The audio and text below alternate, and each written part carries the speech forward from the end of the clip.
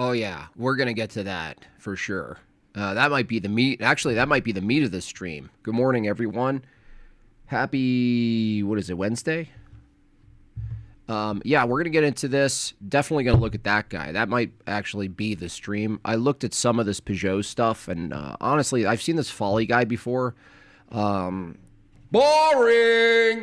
I've seen him with different people. So, knowing Jonathan Pageau's style, knowing that, I don't know, these guys are just soft. What can I say? They're just soft. So, yeah, we'll look at the other thing for sure. He's trying to be, actually, I don't know, dude. He's trying to mix Alex O'Connor's name, but watch the delivery of this guy. Not now. We'll get into that. That's the spicy one. He's trying to mix that with not a Professor Dave's delivery. So I apologize in advance. The cadence that you guys gonna have to endure with this guy, it's pretty bad.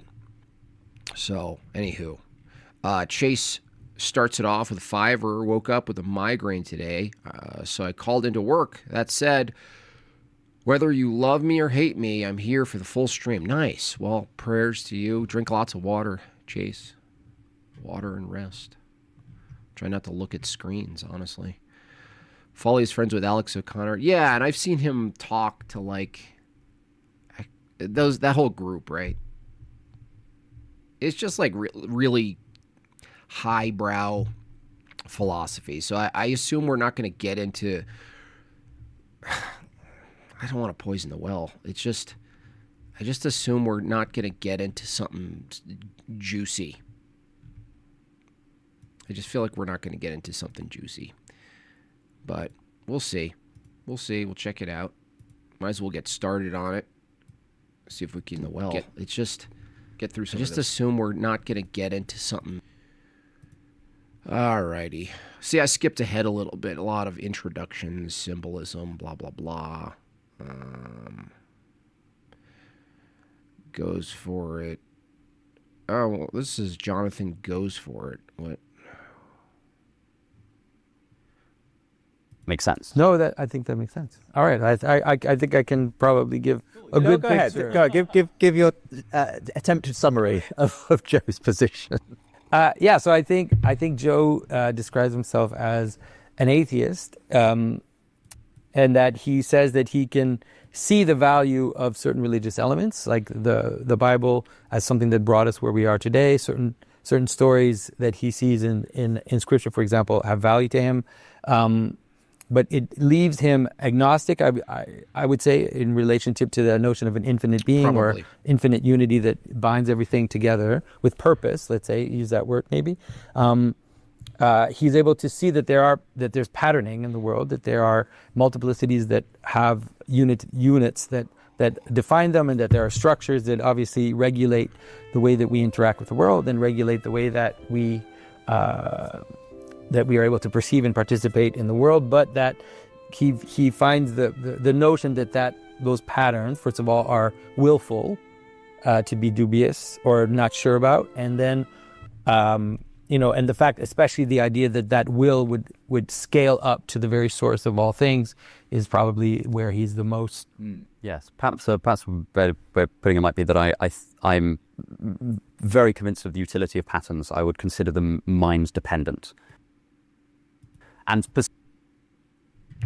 dude, that's the end of the debate. It doesn't tell you who God is, but if patterns are mind dependent and the ability to discern a pattern is distinct from the pattern itself, that means the pattern, being mind dependent, comes before the discernment and the understanding of the pattern. I don't understand. Why isn't this the quickest exchange ever? What the hell?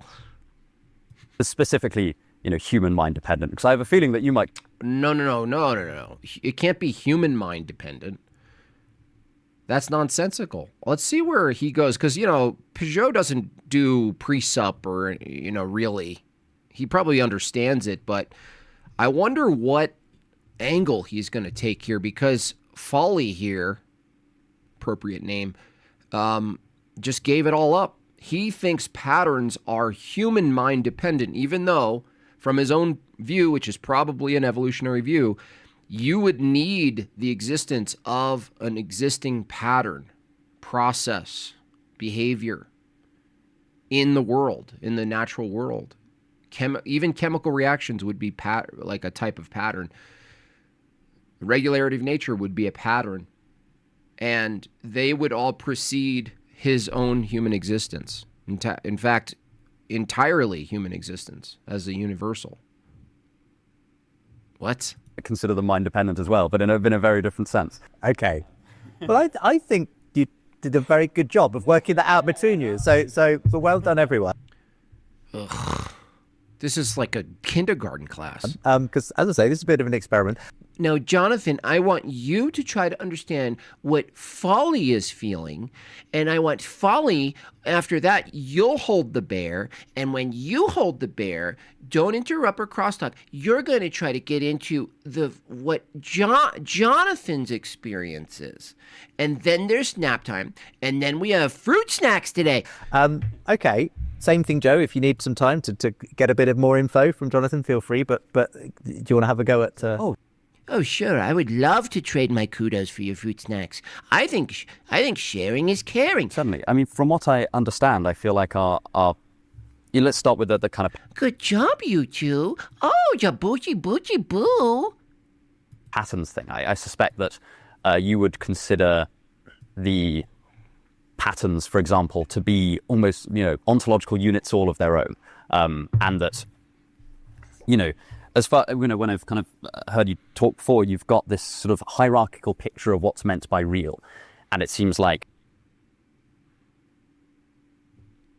I want to fix his feet.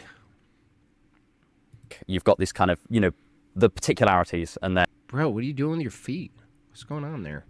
I want to fix those little... See that? What is he doing? It's uncomfortable. That's making me uncomfortable. Now say something you like about each other. I like that you listen, and I like that you're nicer. You're one of the nicer Christians on the internet. And they are grouped into patterns, and the patterns themselves are just as ontologically individuated. Let's say Dude, it's just simple. It's really simple. Get all through all this nonsense, man. His mind is like that rug. Patterns need to exist before your brain could make sense of patterns. If there is a thing called a pattern, it has an ontological existence before you observe it. You don't observe it into reality. This is such a simple task. I could only watch someone review this. Yeah, I probably won't. Honestly, I'd probably get through 10 minutes of this, honestly. I'm trying to... The good thing about this, I'll say something nice about it.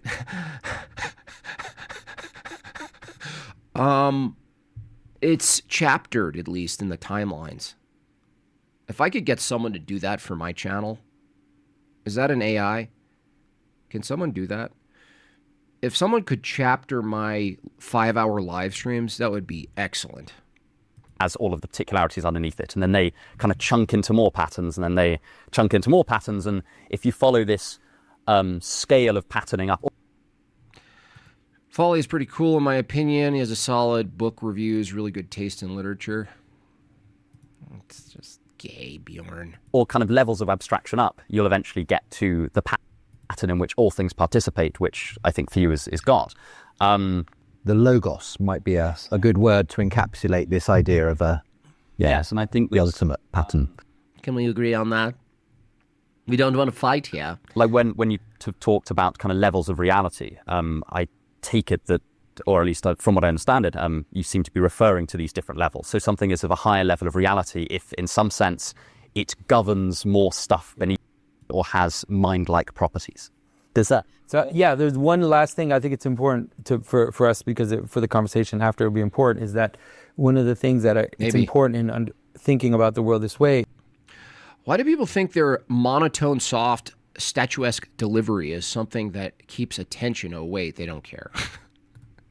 Well, I mean, you know why, Snagglebeast. Remember you called into Hello Listener and suddenly your delivery commanded the entire stream? It's like some sort of like skill. I don't want to call it a trick because it could be a skill that's not a trick. To say it's like not a deception sometimes. Say what you want. Pageau is the reason I originally came to Christianity. I'll always be grateful to him. No one's saying otherwise, dude. Calm down. Calm down. Calm down. Is that the realization that many of the identities are actually non-reducible to their parts. And so Jonathan Pageau is extremely useful.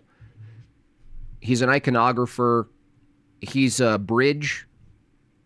And just sometimes he's just, a little too soft. To me, for my taste, too soft. Where it's like, yeah, it'll be effective for some people, but that's the thing. I understand this. People with a harsh delivery, like myself, maybe Jay, maybe Andrew, maybe some other people, that attracts certain people that need it that way to come in. And then there are people, maybe like you, no offense, who needed this kind of softer Pageau style. Well, let's call it Canadian. He's just mad. Why would I be mad? Why would I be mad at that? The notion that the sum is more than its parts, and that the reality, let's say, of a person cannot, or even the experience like of qualia and of consciousness cannot be reduced to brain states, cannot be reduced. The same with the idea of unities cannot be reduced to their parts. And so the unities exemplify qualities which cannot be found in the parts. And that's why... Yes, yeah. So I argue this about, the universe, which we'll get into. Perfect. The next person we're going to be reviewing is a real wild man. The unity and the relatedness between particulars, even material things out in the universe, how they operate, they're not found in themselves. You guys remember Taco's argument that he, thank God, stopped using, where stuff comes from stuff? Everything that exists comes from pre-existing stuff. But the thing is, which I pointed out in that terrible argument, is if everything that exists comes from previous stuff, you have to say the relatedness between things exists. So in addition to items existing, there's unity, there's multiplicity, but relatedness between the things. We look at the body. This is why evolution can't really justify it, because there's relatedness between the items. They're not found in the items themselves. There's relatedness between the sun and the moon and the earth. The relatedness is not found in the items themselves, right? Calmer than I am. Yeah, it doesn't. Dude, what are you doing? What are you doing? You're like white knighting for someone that I'm not even attacking. Jeez. Did you ever see Pageau decimate that one small atheist YouTuber maybe 1-2 years ago? He tricked Pageau into debating. Pageau swore at him. Really? No, I didn't. Bless Bob fam. Glory Thank you. to God for everything. Orthodox Thank you. cross emoji. Praying Thank you for gesture that. emoji. May your family continue to be blessed. Thank you. Bless your family as well. I appreciate that. What's his name? I probably saw it. I just don't know. I don't remember names really well. So I needed the harsh delivery. I know folks were immediately turned off by it. Yeah, it makes sense. That's why it's not a dig. It's just a preference. I'm not saying anything more than that, dude. I'm you know what I'm saying? I'm not saying more than that. I like Pageau. That's why it's important for me to say, that's why you mentioned it right, is that those levels of being, they have true ontological status, because you can't justify their existence by analysis of the parts. There's an emergent property that... It's not about soft or not, Jonathan can show. Well, yeah, there's something he can do quite well, but there's also an aggressive part I think he could adopt. And I'm not saying go full retard. I'm just saying he's a bit Canadian about it all. That's all I'm saying. He's a bit Canadian about it. That is above. Out of interest, sorry, do you mind if I ask one? Please. Do you think that the properties of those unities are exhausted by the parts and their structure? Well, I would say Does anyone know the name? That actually sounds more interesting than this, but go on. that the structuring is the unity. Right, okay, yeah. Yeah, so that's what, I mean, even I think that honestly, that's actually the way that Aristotle understood soul, right? It's like, it is the structuring, which is the unity. And so, Can you give us sort of an example of this, just to, because this is going on a quite a kind of abstract. See, the thing is, what the people like Folley does, the atheist world, they appeal to, wait for it, emergent properties. They just declare that there's this emergentism that keeps stacking on previous states, that there's a simple state, and then the simple state somehow produces a metaphysically superior state above that, and so forth. And then they say, well, consciousness is built on lowered states. So there's lowered states and they build up. They could imagine this in their head, but it's like metaphysical Legos. You know, the Lego starts with the pieces and then it just kind of accumulates into a wall and then a framework of a house. And then suddenly, you know, those Lego parts that they sneak in that have cranks and wheels, and then there's an operating system. They just say emergent property. And they can't possibly explain what that means. It's like a miracle for them. It's like their magic button. And they're like, yeah, no, there's an emergent property. And you're like, no. Consciousness itself, arising from pure matter, is nonsense, because ultimately you press them on this and they hold a materialistic view, which is consciousness is still some sort of physical phenomenon. And if it's physical phenomenon, it's just more physical phenomenon. That's all it would be. More physical phenomenon.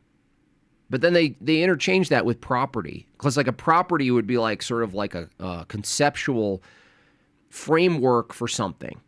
Like wetness or something. Like this is like some sort of conceptual way of understanding something universal about something.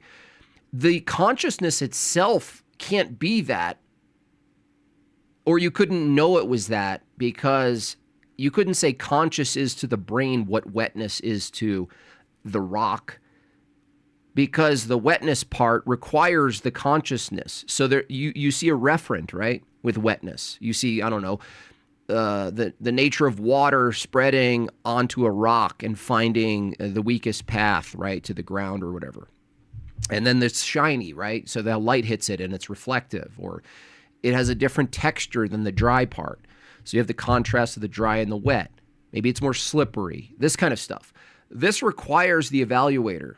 But the thing is, they're saying the brain, the consciousness is to the brain what the wetness is to a rock. You need the referent for the rock and the wetness. You need to see it. But you don't see your consciousness. There's no place you can look at a brain the same way you look at a rock and see consciousness the same way you see wetness. But they like to use this because it's honestly mysterious. It's like their sacred mystery. Pageau got me to the Episcopal Church. UNJ got me to Divine Liturgy. Beautiful. Nice. How did he get you to the Episcopal Church, though? Well, the Episcopal Church... Oh, you're saying orthodoxy. Because I was wondering, like, are you talking about a different church? I was first introduced to Bay by Jim Bob in his chat, Christian with Evo ideology. Oh, you had an Evo ideology? It is through the stern corrections that deliver me out of the heresies. Yeah, it's wild. Evolution is one of the worst, in my view. One of the worst. Level. Like, I don't know, if you took something like... Why isn't the EO church evangelizing the public? Well, depends on what you mean by evangelism. There is a type of evangelism for orthodoxy, and it's the life of the church. And you could say some level of philosophy debate could be a type of evangelism. But it doesn't evangelize the same way, I don't know, Bryce Crawford does.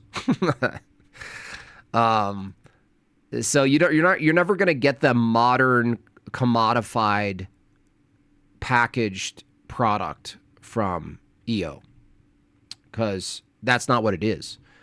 So when you think about what is evangelizing, your framework for what evangelism is completely different than what it would be consistent with orthodoxy. It just won't look the same. You're not going to get man on the street. You're not going to get fire and brimstone. You're not going to get come to church, you'll get a donut. You're not going to get, hey, we have a live band at the church, come in. You're not going to get Lion King divine liturgy. You're not going to get any of that. So what we have in the world is what we create, beauty, and then who we are. Ultimately, when it really comes down to it, who you are to people can highly influence their path. Just who you are to them, just that, which is to me is one of the greatest types of evangelism. I should have played the song for that one. For the sake of the argument, is the channel name for that other debate? Someone put it up in the chat. I already forgot it though. Sorry.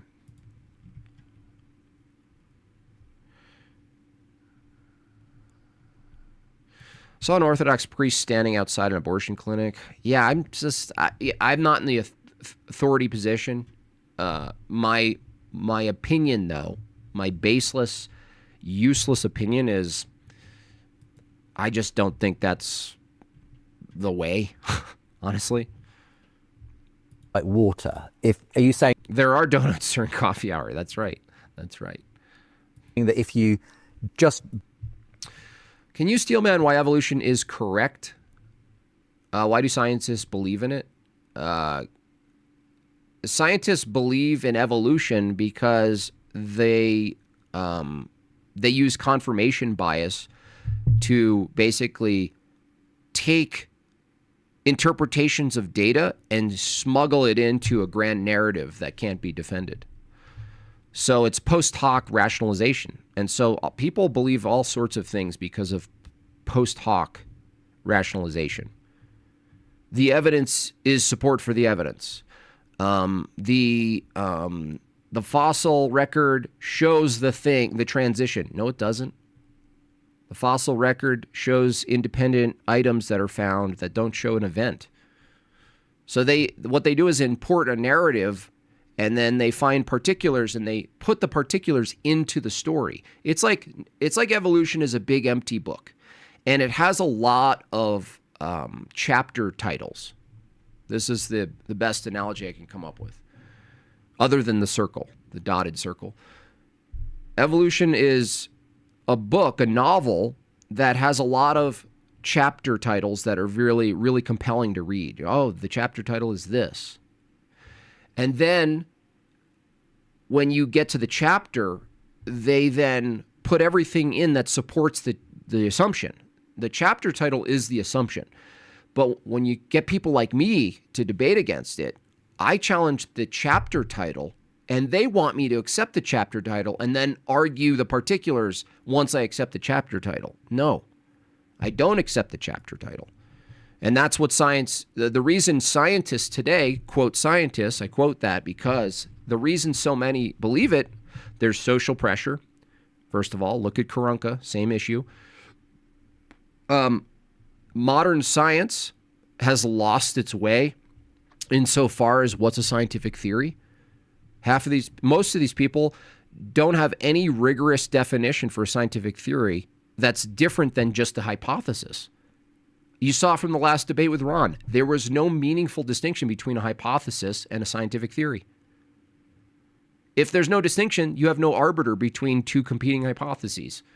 So that's why modern science has adopted models in their head, models on a screen, models, and they've swapped out experiment with modeling. That's why they believe in evolution. Because they think modeling is science. It's not. It's not. boiled, looked at it. Water is a good example Okay, go because there you have hydrogen and oxygen, and then you have wetness. You can't find wetness. You can't find the quality of. Argue why they're right for a second? No, I could only argue why they think they're right. How would I do it from their position? I'd do exactly what they do. I'd say scientific theories don't require experiments. I'd say that first. I would say that fossil records, as I said, when I find a fossil and it looks like something else that exists today, that's evidence. That's evidence of an event called transition. That's evidence of an event. That's what they would say. They would say similarities, genotypical and phenotypical similarities demonstrate ancestry. They would say that. They would say, well, if we don't come from a similar thing, why is it we're similar? It's like, if we don't come from similar things. You're a big stinky poopy pants. Here, take my money. Thank you, Giovanni. Vagine. Thank you, Vagiovanni. Your new name, Giovanni, is Vagiovanni now. So similarity assumes common ancestry. Similarity. Or here's Steelman. Random mutation over time produces hyperspecific task-oriented systems, like the vestibular system. They would say that. And we know this because clearly we have vestibular systems and evolution is true. So therefore... Wetness. Because wetness has a certain level of experience that is a true experience. You try to get around the true experience of... Scientific theories can make predictions. False models can make predictions too. Like how Evo predicts that horses have wrist bones up their leg. Why would you call it a wrist bone? See what I'm saying? This is the same problem with the knee, right? The person who said the kneecap, the knee. What makes that a wrist bone? How does evolution, is evolution a noun or a verb? What is evolution?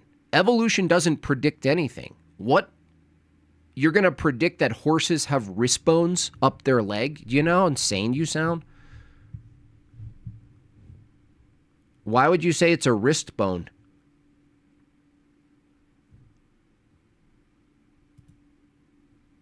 I'm so bad faith anyways by it. What are you talking about? Why don't you cope harder, dude? I literally told you what they believe. I just literally went through it, them. Now you're freaking out? Gosh, you guys suck. You guys should all be put on a train. Wetness, and you'll be in trouble because you'll drown. It's unbelievable, man. Like if you have to, right? You have to be able to understand that the qualities that it has. That you bad faith. What are you talking about? I just gave you all of your dogma back to you. Are non-reducible to the parts that make it. Now, I remember famously people like Daniel Dennett saying, well, this is an emergent property. So he's very much a materialist. It's just another word for magic. It's like just because you have a word for something doesn't mean that you know what it is, right? And I think that this is the problem a lot of like emergent... He's going to go watch old family videos of his grandfather. Type of speaking is that we think because we can say, oh, it's an emergent property. Well, that emergent property has true ontological status. It's different to the so you can see it as something. Yeah. You can see it in both directions, because one of the things about emergent properties is that at a certain level they actually constrain the things that are underneath. And so to just describe them as emergent properties becomes a kind of idiosyncrasy, because let's say a city is a good example. That's why I use city. So you have a bunch of people, and then they enact a form of unity. They come together. I just don't understand how that guy didn't... Just because I mocked what they believe while I said it doesn't mean I didn't say what you guys believe. You're just tone policing. You're like, oh, Jim Bob's giggling while he says what evolution people believe. What part of what I just said isn't what evolution people believe? Huh? And bind towards a purpose, and they elect a mayor, and you can say, well, this is true. This guy says, why emergent properties are no better than magic. Yeah, that's true. That's exactly right.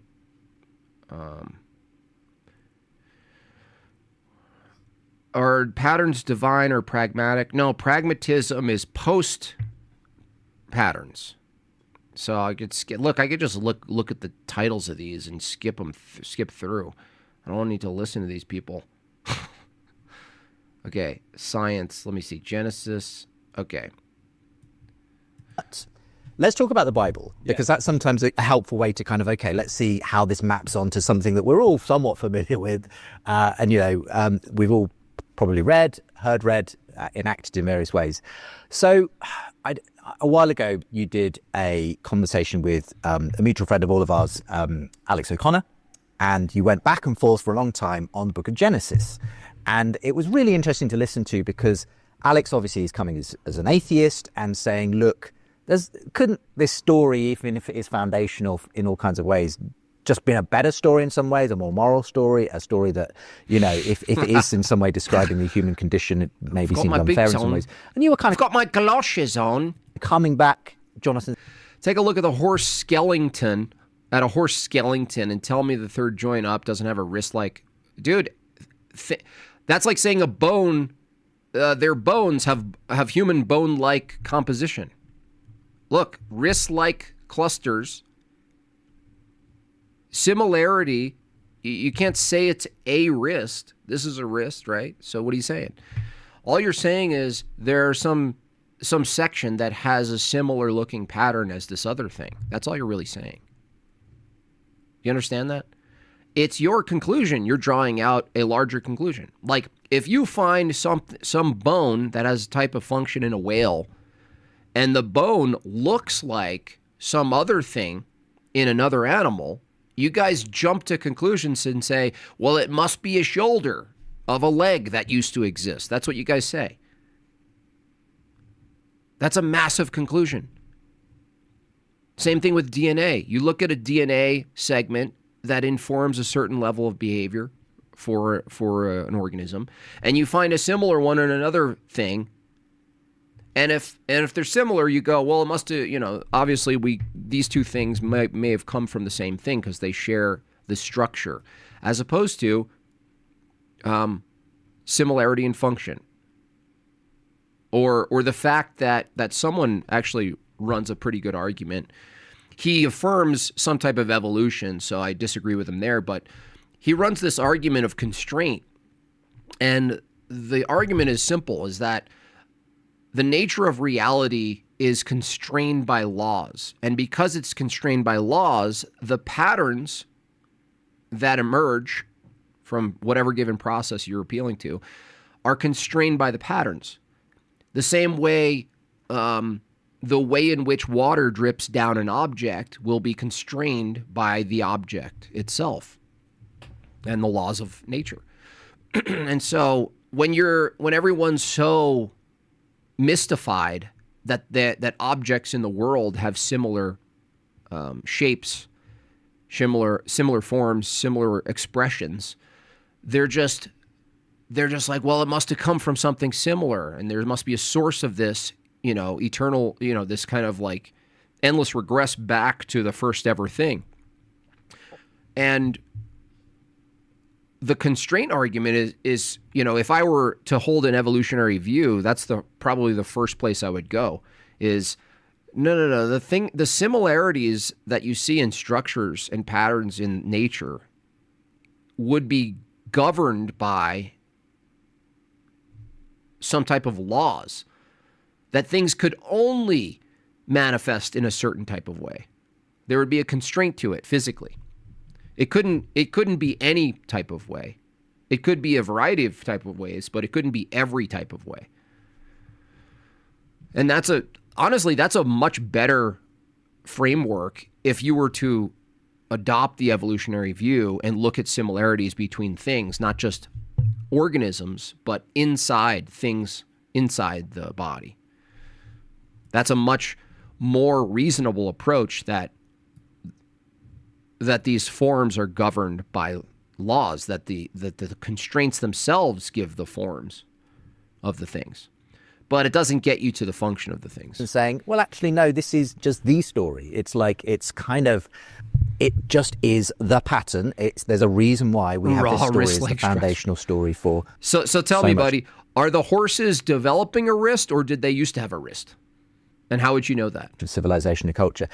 Would you, again, just sort of maybe go over serious some offense, of the beats of that and the way in which that story, and I guess the Bible in general, sort of fits into this scheme that you say of everything having this meaning that ultimately finds its...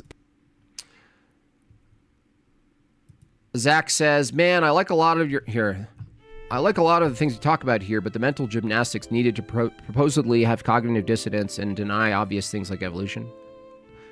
Really? Well, Zach, I hate to tell you this, that's not an argument.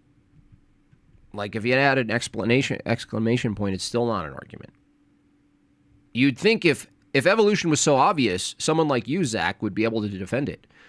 And you notice how these people, they're really, really loud in the chat. And when they propose their best proponents of evolution, so far, they've done horribly.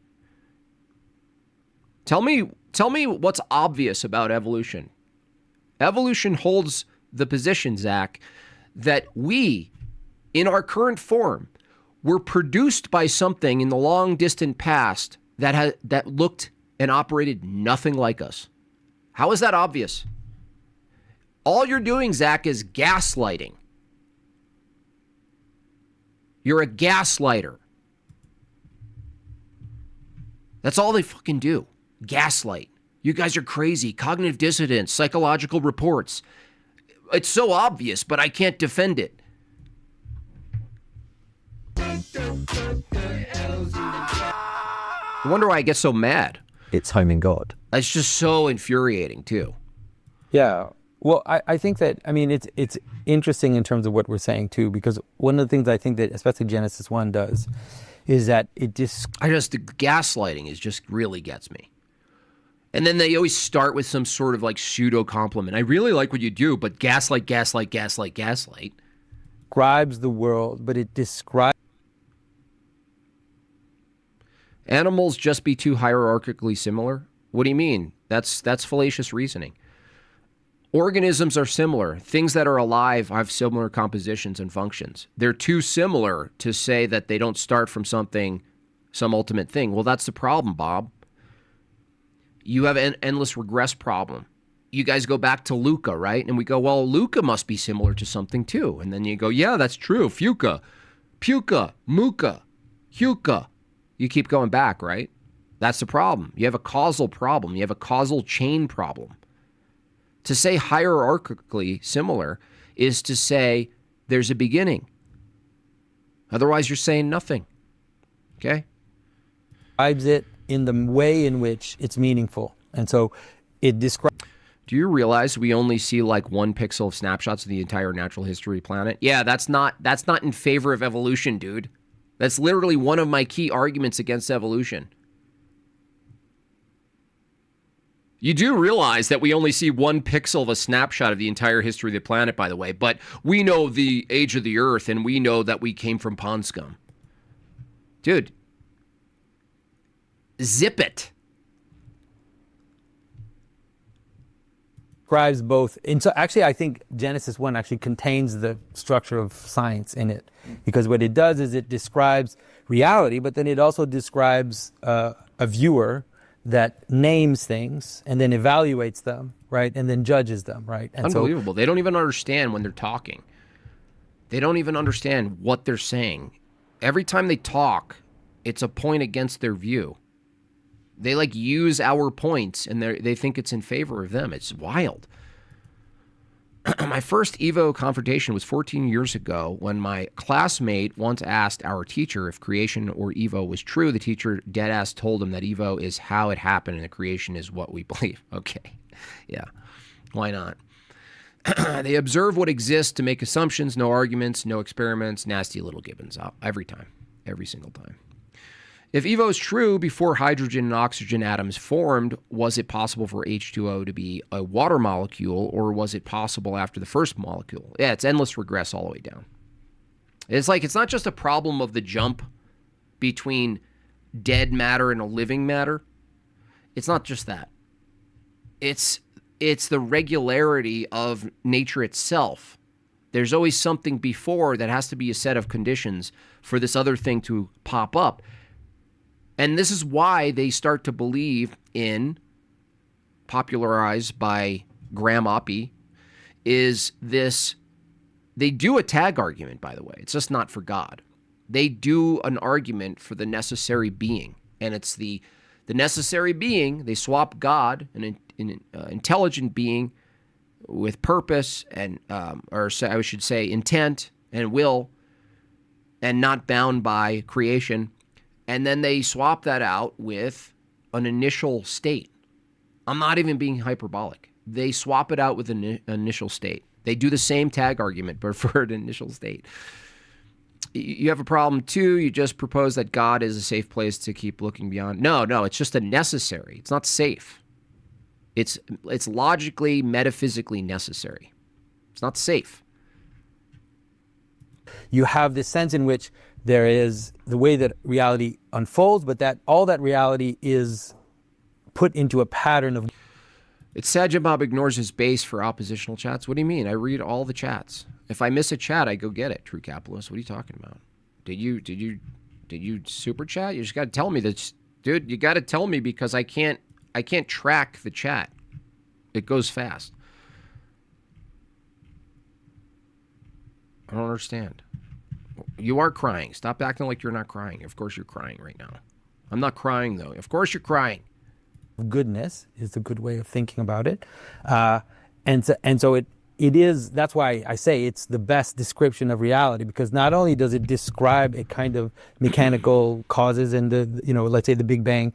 Well, the Big Bang doesn't tell you how to be. The Big Bang doesn't tell you how to live. The Big Bang doesn't tell you what place you have in this world. Whereas the story in Genesis 1 gives you a structure of reality, but that is filtered through the way in which it's meaningful. And that's why the categories that are used are all categories of meaning.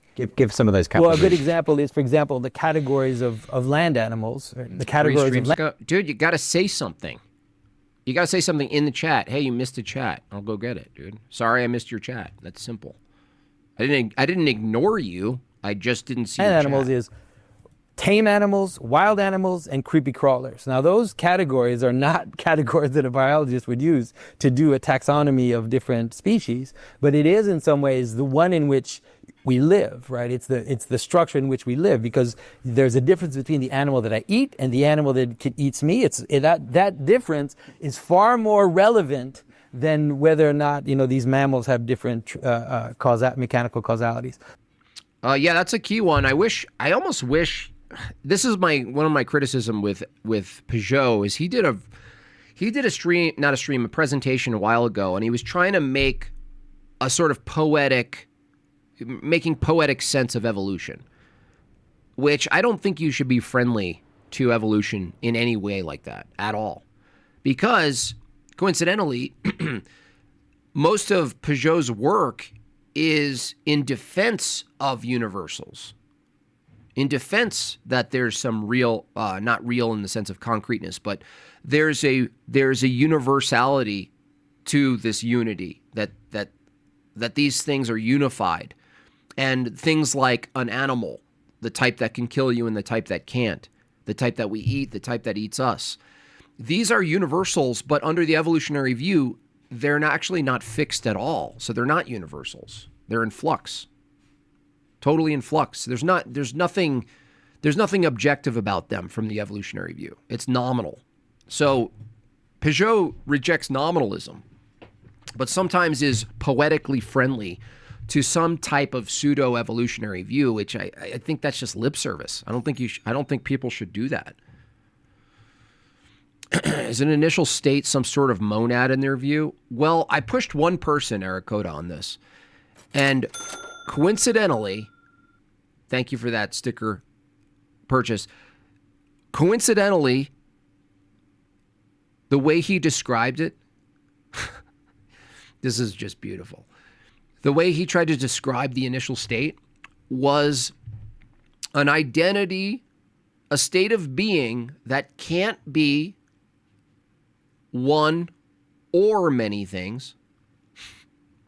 So rejection of the one and the rejection of only many can't be explained or made sense of by the natural state of affairs, regularity of nature, and can't be explained by mere laws of logic. Sound familiar, Eric Coda? What does that sound like? What does that sound like to you guys? Like, apophatically speaking, can't be these things? What does that sound like to me? It's wild. It's wild how they're so close and they still reject. They're so close. So that's the one thing that's important. Then No, it's not. It can't be. No, I just explained why. I know the chat is a little late behind my talking, but no, when it comes down to it, it's something beyond. The reason I explained it the way he just did, the guy I was talking to, what does that sound like to you? What does it sound like? in terms of the fall, I think the most important thing to understand, which is related to our conversation. Yeah, but they can't. But if you press them on it, they change it, though. That's the thing. They would say that. But then you have this thing, right? You have to have this identity. But the identity itself, before all things, couldn't be in reference to the world and the universe. So it has to transcend the time-space continuum. Or it's all just one thing, and there is no such thing as a time-space continuum. Is that humans experience a gap between what is and what should be. Yeah, and it's exactly that like, same gap which brings someone like Alex O'Connor to judge the text. Not only that, Eric Coda, it sounds like the necessary ontology would be triune. It's not even just the divine, like that it transcends the way in which we talk about things, but its very ontology couldn't be reduced to one or many. It would have to transcend that all categories, actually. Itself. But no, please, no, God, please don't tell me what to do. Because he's saying it's unfair. Life is Emergent cool stuff can come from raw, simple rules. Yeah, but that's just granting yourself rules. Can rules come from raw non-rules? Like, you can't have stuff come from stuff unless there is some type of pattern that's set into place. Even if we granted your magical narrative of stuff coming from stuff with no direction or teleology, you still need the laws for how things operate, which can't come from stuff. Pageau's take remind me of Joseph Campbell. Yeah, if you were orthodox, which isn't bad per se, arguably needed. Yeah, he has his own niche. You can't pull him out of his niche. He has a lot to offer in his niche. It's just like, it's the bar maybe I wouldn't go to. Get out of your safe space. Debate machine lies and Marty deeds. Dude. Look, it says a lot for me to say machine lies is more tolerable, less insufferable than Marty leads. That says a lot, EBT.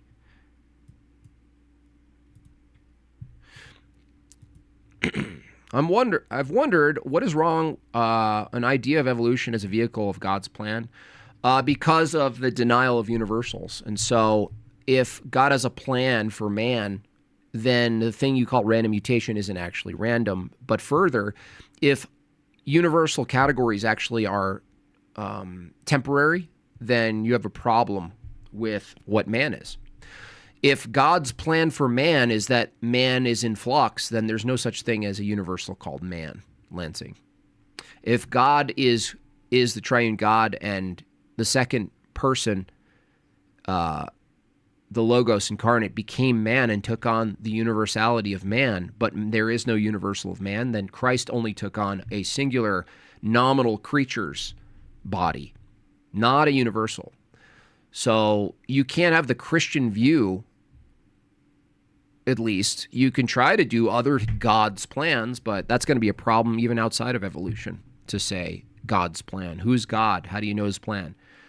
The entire revelatory system of Christianity, not just creation and early man, shout out to Father Seraphim Rose, Genesis, death before the fall, procreation, the necessary conditions for evolution to happen is a post-fall world.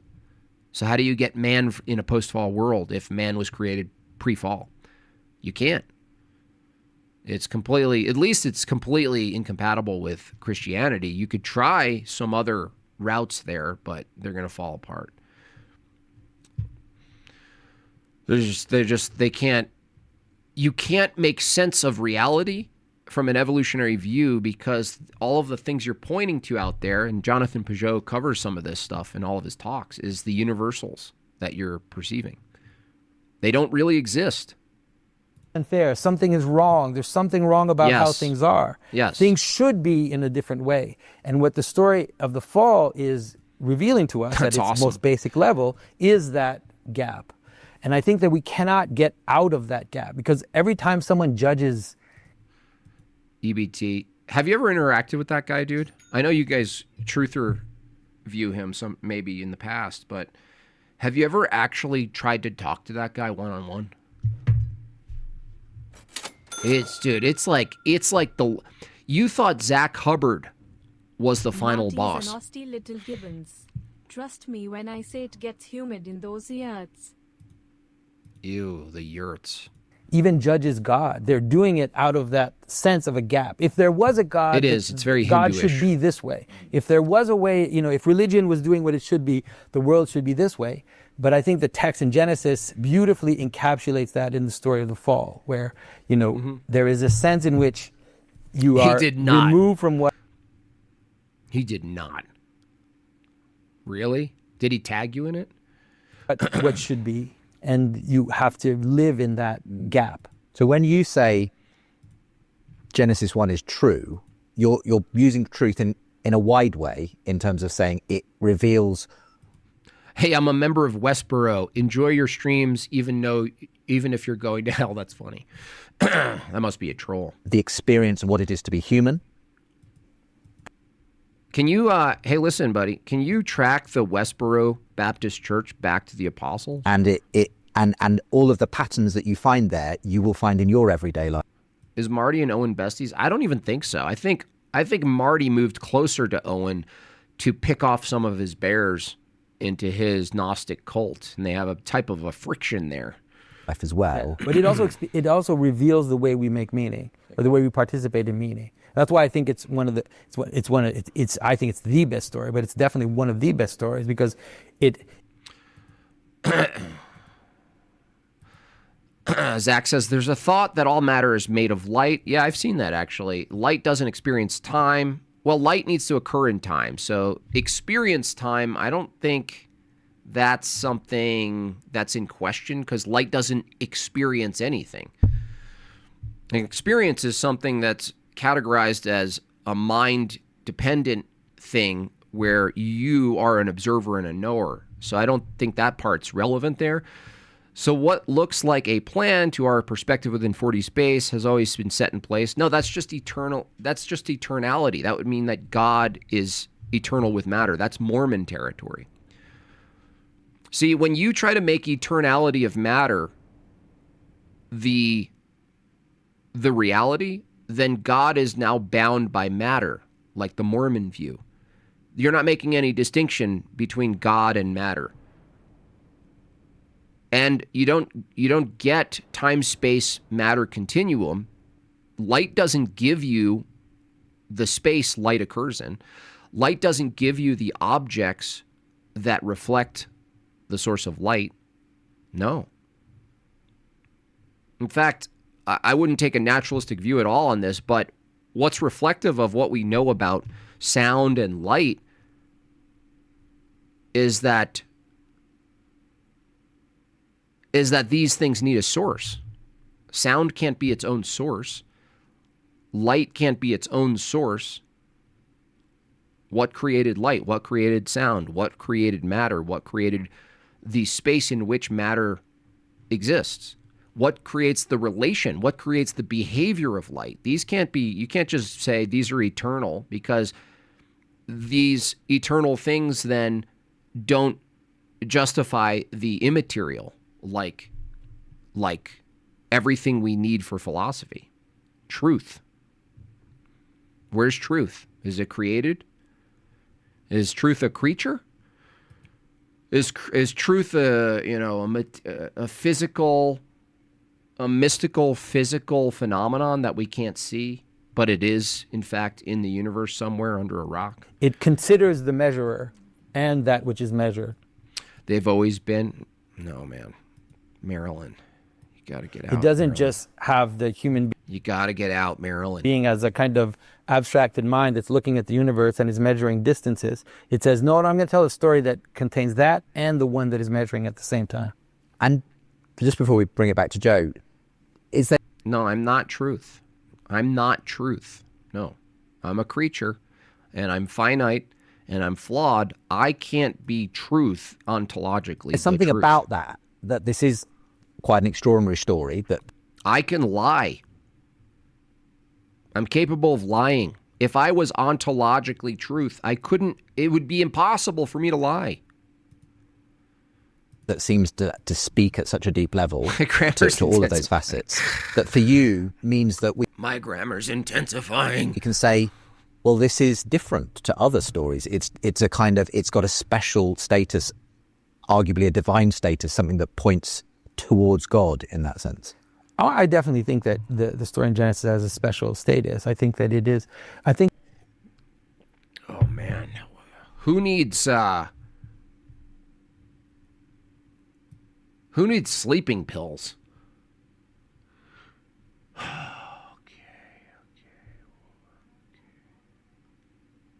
What is that? Top down. This might be good. Top down, bottom up. To these things, you see that the meaning kind of builds up from the ground up, from physiologically how we got here by some sort of process of evolution and having to kind of learn to survive and get along with each other. I missed your super chat again. Well, that one was on purpose. Truth Capital. Here's $5 for my tears. Thank you so much. I was giving you a hard time on purpose. You can trace my other super chats. You missed Back to the Apostles. The Marlboro Baptist Church. That's a really funny shirt idea. Truly. 3 more, 3 minutes. I can't wait to get to this other guy, you guys. I'm like this is just like the hors d'oeuvres today, just so you know. We're going to get to some real idiocy. How do you solve the problem of hell? God makes humans freely knowing it won't end well for them. Why not make only those that he knows go to heaven? Well, there's a category issue here. God's not bound or in the time frame of creation that we are, and his knowledge of us doesn't remove our free will. So knowing something and secondary causality occurring aren't contradictory.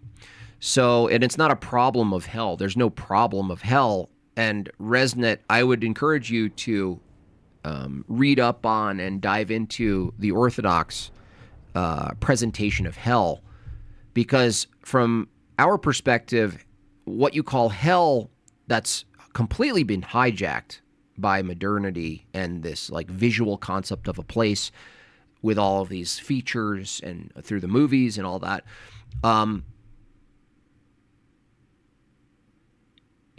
You got to think of it like orientation toward God, that our orientation toward God gives us our, for lack of a better term, experience. So you ever notice how two people could experience, let's say, something... Buy more stickers or I'm gonna poop in your house. That's disgusting, Vagine. Notice how two different people have totally different experiences of, like, let's say, a sharp scripture. Or when you even say Jesus. Like, if you say Christ, Jesus Christ to someone, and in reference to the God-man... You know, you notice how some people are they don't flinch. They become almost alive. And then there are other people Cool it with the anti-Semitic remarks. who have a completely different orientation toward it. Well, similarly, the fire of God can be experienced as pure love and can be experienced as, because we're limited in our analogy, but agony.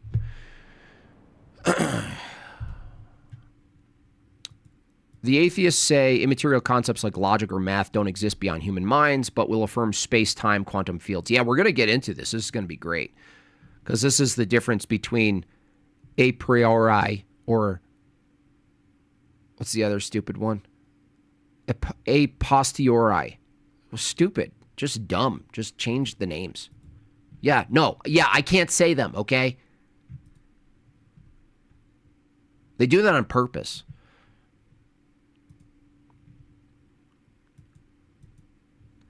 Jim Bob is learning the new grift. Make me super chat about super chats he missed. Here's another one. I know, it's really good. Thank you for that. Thank you for the innovation, True Capitalist.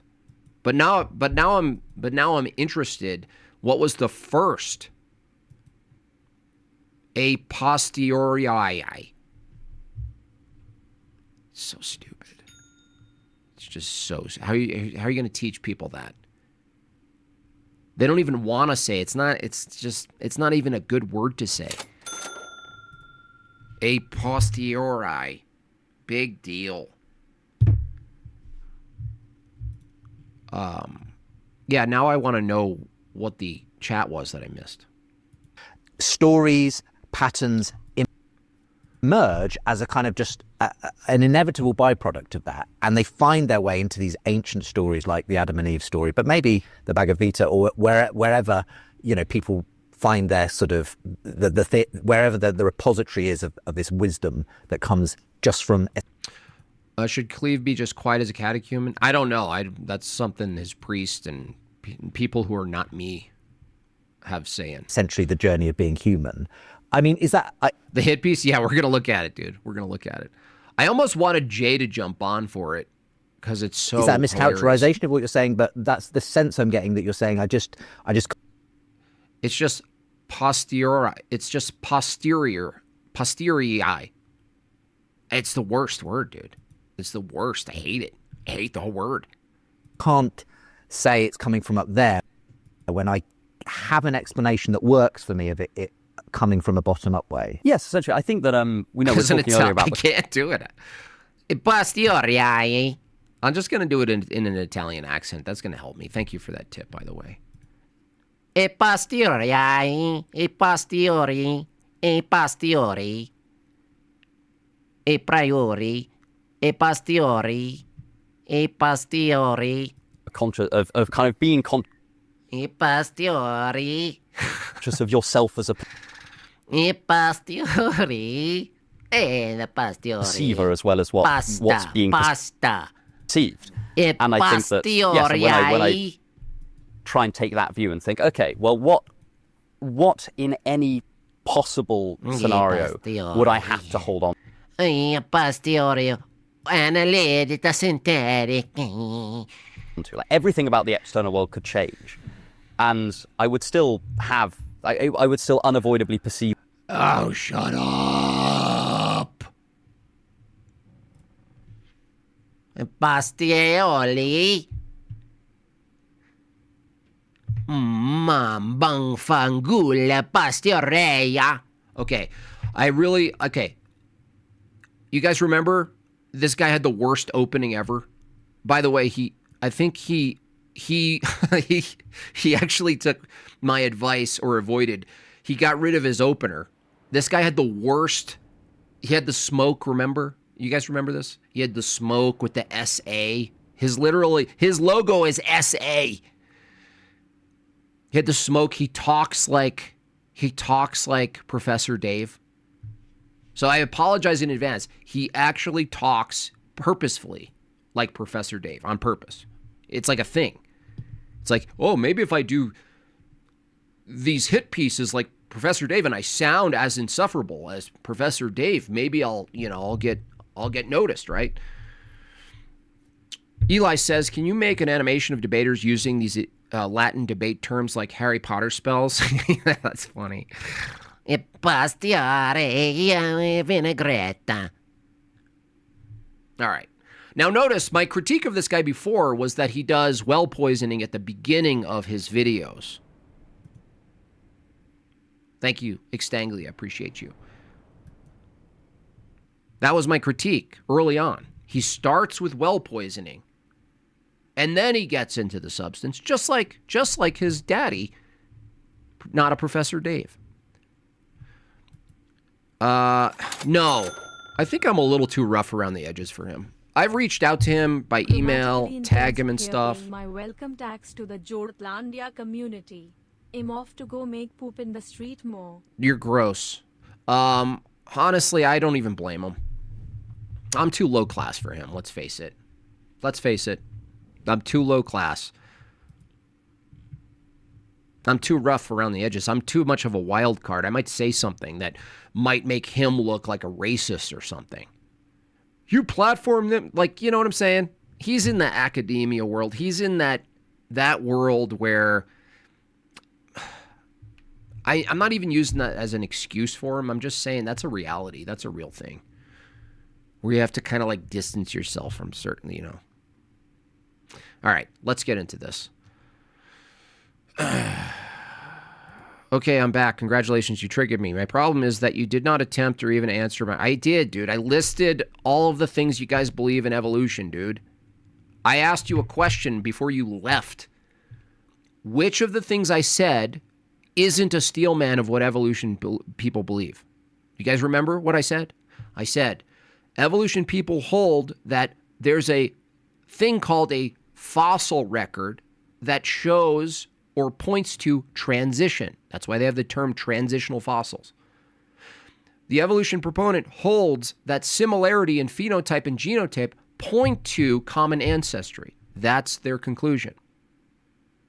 The evolution proponent holds that random mutation, in conjunction with the other three mechanisms of evolution, over time, through successive generations of mutations, produce highly proficient mechanisms accidentally, like a brain, like a liver, like a vestibular system, like a heart, like even the invertebrates, the spine, the eyes. That's what you guys believe. That's what you guys believe. You believe those.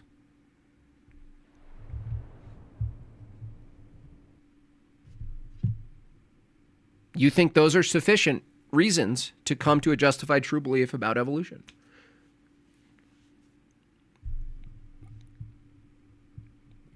You think human beings, along with every other animal that we see today, come from, eventually, back in time, are downstream from something completely dissimilar, entirely dissimilar than us. That's what you guys believe.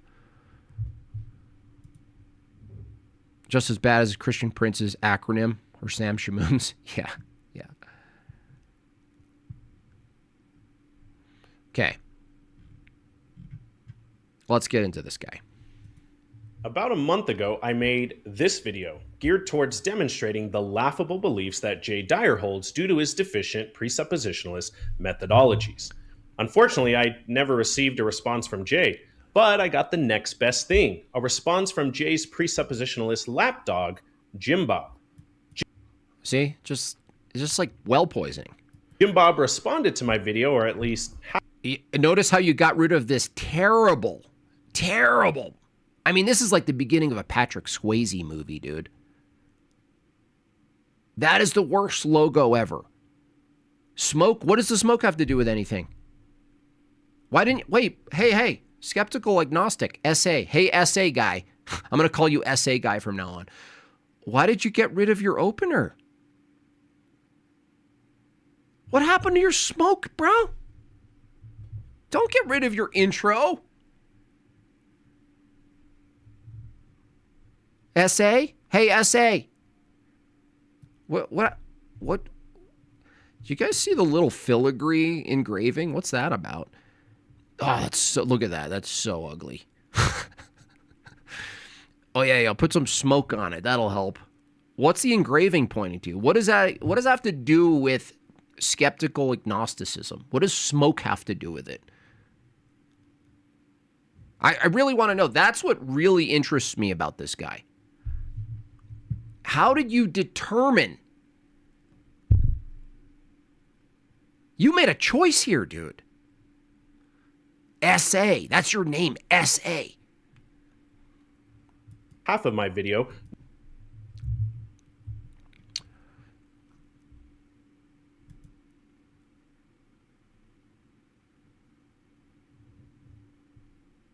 What are you talking about? I just answered it. They believe it. Dude, are you retarded? Evolution people, scientists, I told you, they believe it because, by the way, that's the accepted paradigm that they're raised in. So it's not just scientists, dude. The reason people believe it is that they're taught that it's true from a very young age. If you want to be honest, Matthias, people believe it because they're taught that it's true without question from a very young age, and there's social pressure. That's why. It's not just scientists, dude. During one of his live streams over at his channel made by Jim Bob. Needless to say, his response left much to be desired. And before we jump into the substance of Jim Bob's response, or lack thereof, I want to highlight an important point here, because though I try my best to engage amicably and in good nature with those I It's literally Professor Dave. It's so deliberate, too. disagree with, Jim Bob does not seem to repay this sentiment relating to intellectual discourse. For example, in his live stream response, he constantly bemoaned that I was poisoning the well in my castigation of Jay's worldview. You're still poisoning the well right now. Which is an ad hominem fallacy. And yet... Isn't steel manning? No, he's asking a question. Look, dude, the steel man is, why do people believe in evolution, right? The steel man. I gave you the list of the steel mans, is that they believe that these things that I've listed are sufficient for believing in evolution. The fossil record, their understanding of random mutation and natural selection, their conception of things coming from other things over time, they imagine that to be sufficient in their head. They think that's sufficient. The similarities, I said, Bjorn, between two things phenotypically or genotypically, to them is sufficient. For instance, the ERV that's inserted in the same location between humans and chimps, they find that compelling to say that humans and chimps must have come from something beforehand. That's a steel man, dude. You guys suck. You guys suck. It's like, can you tell me why people believe in evolution? Here, yeah, this is why they believe it. They think these things are sufficient. These statements, these set of statements, they think these positions are sufficient to believe in evolution. This is how Jim... But it's further than that, dude. That's the other part here that they're not going to understand. But the other part here is they're just taught that from a young age. That's the reason they believe it. Bob decided to compose himself throughout his response. Yeah, but watch, he's gonna clip me insulting him and leaving out the parts where I'm actually responding. Terrible human being, this guy. That's not a contradiction, you dipshit. Are you retarded? Are you an actual living retard? Or we die. What a scumbag. This guy's a total scumbag. You dipshit. You dipshit retard. Dude. Why do you guys take the funniest things and pretend that like this is something Dude, it's really clear.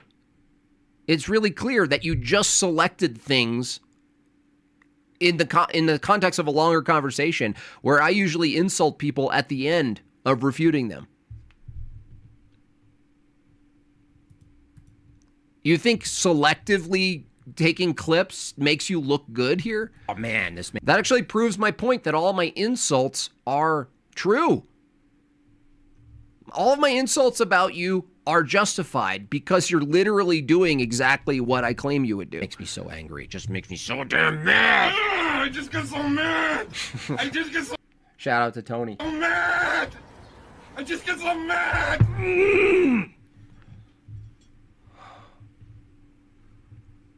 Just went to confession this morning too. He doesn't understand these people are autistic. He doesn't understand that this is humor. This is funny. My Italian rage is what you guys laugh at when I lose it. And he's like, look at how he acts. You know what's interesting about this is that Jim Bob is supposed to be a Christian, right? Oh gosh, here we go. Jim Bob is supposedly an ambassador for Christ. And yet this is the petulant manner in which he composes himself while addressing positions he disagrees with. Why do you talk like Professor Dave, dude? What are you? Be your own person, dude. It kind of reminds me of Titus chapter 1, verse 16, which says, we're going to listen to your... why not listen to the skeptical agnostics' account of Scripture? they claim to know God, Piety magnet. but by their actions they deny him. They are detestable, disobedient, and unfit for doing anything good. I don't know. Seems applicable to someone like Jim Bob. Why would we listen to you? You have no authority. And so I think it's also fitting if Jim Bob keeps his mouth shut when it comes to accusing others of ad hominem attacks. What? And for my viewers, if I'm a tad snarkier in this exchange than I normally am, hopefully you'll find that my frustration is well-founded. Gosh, it's like, if there's anyone you're going to sound like, it shouldn't be Professor Dave. This is the irony here. Can you imagine this guy sifting through Professor Dave's content and finding all of the times where he's just blatantly insulting people? He doesn't do that, but he impersonates them. So let's get into the substance. Recall that in my original video, I chastised Jay Dyer for his negligent mix-up of metaphysical beliefs with empirically inferred beliefs. That is, Jay incorrectly classified a belief in the age of the earth as both metaphysical and a priori. Here are the original clips. I'm saying that It is. The age of the earth is definitely doing metaphysics. You're not getting the age of the earth from pure sense data and evaluation of empirics. Your refutations go so far over their head, they can't even hear them. All they hear is the insults at the end. Yeah. That's what always happens. Josiah Eliron, let's see. Thank you for the big 20. Being asked to listen to a woke town hall or mute that and listen to an alternate. Are you listening to a town hall thing? Those are fun, actually, to listen to. Listening to the one who makes sense of these two choices. Thank you. I appreciate that. Thank you so much, Josiah. All right, here we go. Let's see how Professor Dave's Grundle critiques Jay. they make the same mistake that you make, which is to think that looking at a piece of data like a rock or geologic structures itself a priori gives you an aeon's timeline of date. Here, let me just clarify. When Jay says ions, this is metaphysics, age, these conceptual notions of age, time, especially deep time. You don't have access to these things. You don't have it. There are not an empirical analysis of it. Empirics require these notions, these metaphysical notions. When the same model of a creationist model can accurately and sufficiently explain that as well. Well, I don't think figuring out how old the Earth is a giant metaphysical question. It's just It is a metaphysical question. Well, there you go. So there you just demonstrated my point that science men Experiencing the past before the, of course, is a priori. A priori. have no idea A priori. A posteriori. what metaphysics is, and they don't even realize that absolutely that's a gigantic metaphysical question. Of course it is. So again, notice what was claimed by Jay in those clips. Why are you talking like that? Why are you doing an impression of Professor Dave? Jay classified inferences regarding the age of the Earth as inferences carried out a priori, which they are not. They are inferences carried out a posteriori. Really, the age of the Earth? How did you determine the age of the Earth from a posteriori? And Jay also classified the very same inferences as, quote, metaphysical, which they're not. They're empirical inferences. Now, Jim Bob apparently wasn't listening carefully to these clips because he claims that Jay was referring to the age of the universe. Well, no, they're and connected. Not the age of the Earth. Nope, they're connected. They're connected, Professor Dave Dingleberry. Professor Dave's Dingleberry. Listen, essay. The age of the Earth, from your view, the Earth itself is an item that's an aggregate of what? The age of the Earth. The Earth is an item that's an aggregate of other materials. out in the universe. So in a sense, to say the age of the earth is also to ask the question of the age of the universe. Why? Because the earth is made up of particular items that are already existing in the universe. So you have to ask the age of those things. You low IQ dummy. No. The universe. When you say the universe, that's metaphysics. You're assuming it doesn't matter. Like, look, universe, earth, you're still doing the age of the universe. What's the universe? What's the earth? You're asking a question about this item, and it's in the past. You're doing metaphysics. You're doing philosophy about a time you can't observe empirically. That's what makes it a priori assumption. Assuming something you don't have access to, the universe. You got it backwards, yeah. That's the point. Again, in the clips I provided, Jay was specifically speaking of the age of the earth.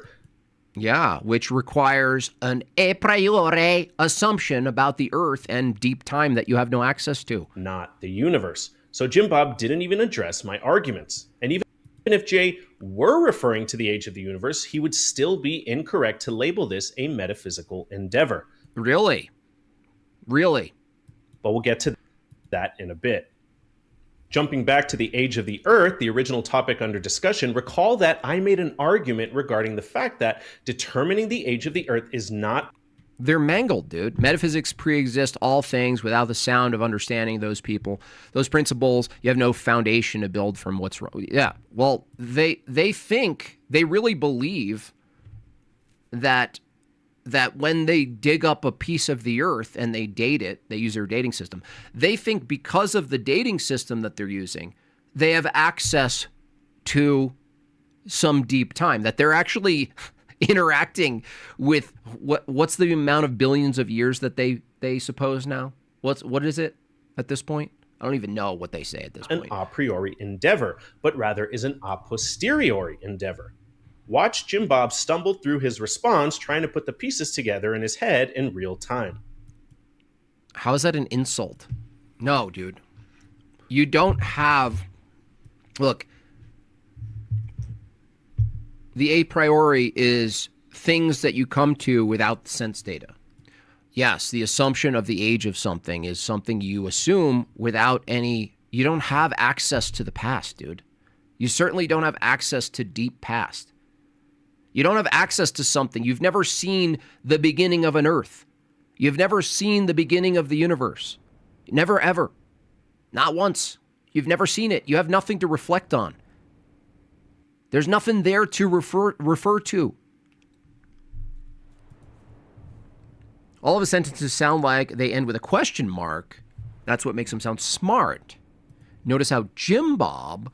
Professor Dave told me to use my purposeless brain to send you cash. This Dave impersonator has the IQ of his grandpa fish. Yes, it's wild, dude. Shut to the Bikiyoku. Yeah, shut to the Bikiyoku. Indeed. All right. Without the sense data. And the post is after, through your experience, after you get all these things. The lack of proof of evolution and the age of the universe and the earth is all the proof I need that the universe is 4,000 years old. Yeah, that's just bad faith, Zach. Gather. Okay. It's just snark, dude. The thing is, it when you bite into the butter chicken? Is it when it's in your colon? Ew. Is it when it turtles out? Ew. Or is it when it plops on the street? Ew. See, the problem, Zach, is you can't defend your position. So instead, you're going to be snarky and try to do some sort of like, oh, this is what you guys believe, derp. But you can't defend your position, Zach. That's the thing. You can't defend it. No. You have no access to anything in the past. You have nothing in the past you have access to. So you can't say that you have... In other words, you can't have access to 14 billion years. There's no empirical interaction with that claim, that idea, that visual idea in your head that long ago. You don't have access to that. The posteriori, the latter, because you don't have access to the empirics of deep time. You don't have access to that. Now listen to what I said. Notice how his response to this is probably not going to address this. You don't have access to the empirics of deep time. You don't interact with that. That's not what you're interacting with at all. You're interacting with the here now. Something locally that you have access to in time, in your own experience. You don't experience 14 billion years ago, ever. So you can't derive it from that. You have to assume it. You can't derive. You don't get that from sense at all. There's no experience any one of us has of 14 billion years ago. None. No. No what? Do you have experience to 14 billion years ago? No. Let me just do more of a shitty impression of not a Professor Dave. Jim Bob seems to think that because we don't have direct access to the past, any empirical investigation we perform is therefore not a posteriori. Nope, that's not what I said. I said the investigation of something as deep time in the past is not a posteriori. Watch now. Now, I want you to see something important here. He's going to shift from 14 billion years ago or whatever to some other event. Now I want you guys, so I'm not just talking at you guys.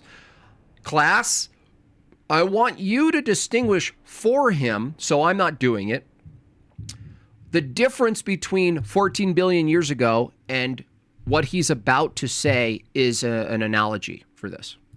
Watch. It's like they grant themselves their origin story because it's necessary to build their story, and then they just magic it in to something empirical by referencing the story. Yes. Yep. No, Zach, a position being false doesn't make another true. Christians don't prove evolution by showing. Yeah, that's right. Zach he's not good faith. That's a clown. This is a non sequitur. Why do you sound exactly like Professor Dave? We investigate the past primarily through the evidence we do have, even though that evidence is given to us in the present. This investigation is, by definition, a posteriori. Watch. You can't sit in an armchair and investigate the world empirically, Jim Bob. That's not the way this works. And yet, you could only sit in an armchair and conceive and interact with 14 billion years ago.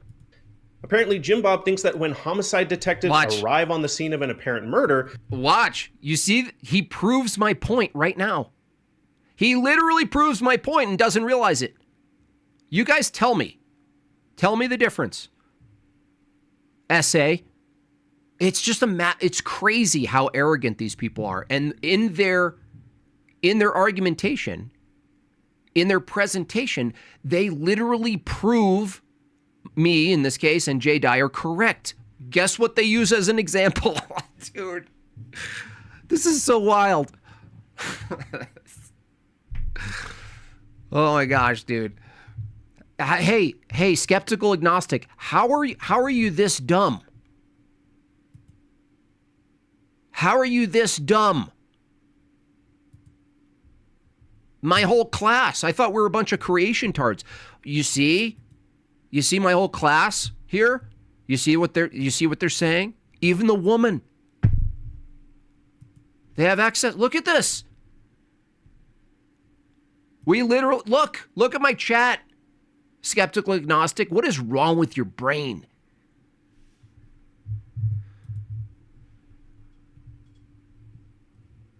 Direct access.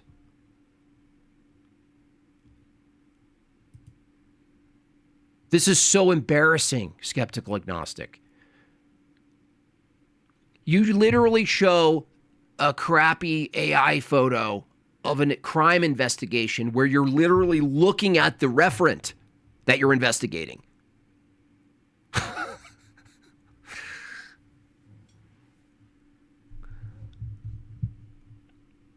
So my question to you, skeptical agnostic, it seems that my chat immediately, within seconds, understands the categorical difference between what's on the screen right now, which is a state of affairs you can observe directly. Is it because my chat is so smart?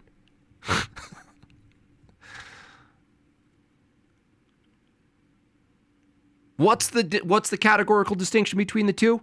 14 billion years ago, age of the earth, age of the universe, whatever happened, you think happened then. And here, what do you have access to? What do you have access to? Direct empirical observation of the phenomenon. They can't gain knowledge a posteriori because they weren't around to see the murder happen. Oh my gosh, wow. No, dude. The difference here is they're observing right now in the here now, the thing, the state of affairs. They're observing the state of affairs. Person dead. How dead? How did they die? Yes, a posteriori. That's correct. What's the difference? You have direct access to all the states of affairs here. This is asinine. Empirically investigating the world, such as determining the... Guess what you can do also, a essay, worst logo ever essay, is you can recreate, you know what they do in forensics, dum-dum? They recreate murder scenes. They literally act them out with blood and everything. They recreate them. Have you ever recreated the age of the earth? A metaphysical claim? Have you ever recreated the age of the earth? A murder is an event. The age of the earth, what is that? What is that? Is there a distinction between the age of the earth and an event happening? You low tier, you disgust me. It's disgusting. These are the people, they have votes, they vote.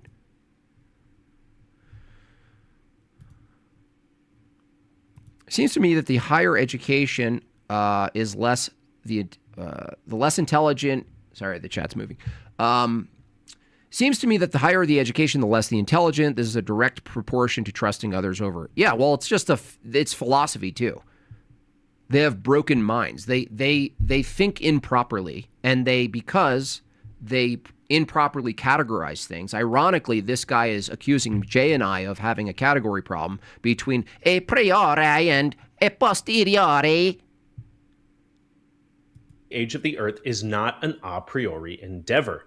And what's interesting to note here as well is that you can tell Jim Bob doesn't understand the distinction between a priori and a posteriori knowledge because, number one, he can't even correctly pronounce the term a posteriori.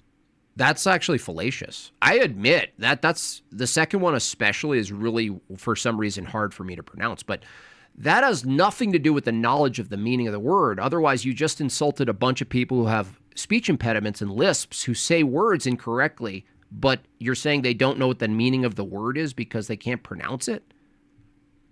Low tier, dude. You deserve the worst in life. Posteriori, as we'll see in just a second. And two, he blatantly mischaracterizes it. That's not what... I'm confused. How is the age of the earth a metaphysical claim? Well, age is metaphysics. Age. First of all, the category of age is metaphysics. Second of all, you're making a philosophical claim about deep past you have no access to. So the reason the age of the earth is a metaphysical claim is because you have to make an assumption, Hilo, about the beginning of something. You have to make an assumption about the identity in this, the beginning of this entity. So it's an identity. So it's metaphysics. You're assuming the beginning of something. The age is in reference to the beginning of something. The beginning of something is metaphysics. Especially in this case, the identity over time. When does the age of the earth begin its identity over time? When is that? What scientific theories are. Scientific theories aren't arrived at from a posteriori philosophy. You actually have to do an experiment for a scientific theory. Jim Bob, the pronunciation is a posteriori. A posteriori! Sound it out. Attaboy. God, oh man. I hope I meet you in person one day. And second, if you have to run an experiment in order to justify a scientific theory, then this is indeed an a posteriori endeavor. What? Oh my gosh, this guy. Yeah, the age of the earth is not a scientific experiment, nut job. Yes, time is metaphysical, yeah. This dude is all over the place. This is embarrassing, dude. The age of the earth is not a scientific experiment. You're proving my point. Both Jay and I would agree a scientific experiment, right? Even though it relies on a priori assumptions. That is the nature of philosophy of science. You have to do those things first. But the activity, yeah, sure, we grant that. But that's the scientific method. There's no scientific method that determines the age of the earth, bozo. Running scientific experiments is a form of empirical investigation, which entails that scientific experiments are, by definition, a form of acquiring a posteriori knowledge. That's correct. And the age of the earth is not a scientific experiment. Thank you for proving my point again. You can't sit...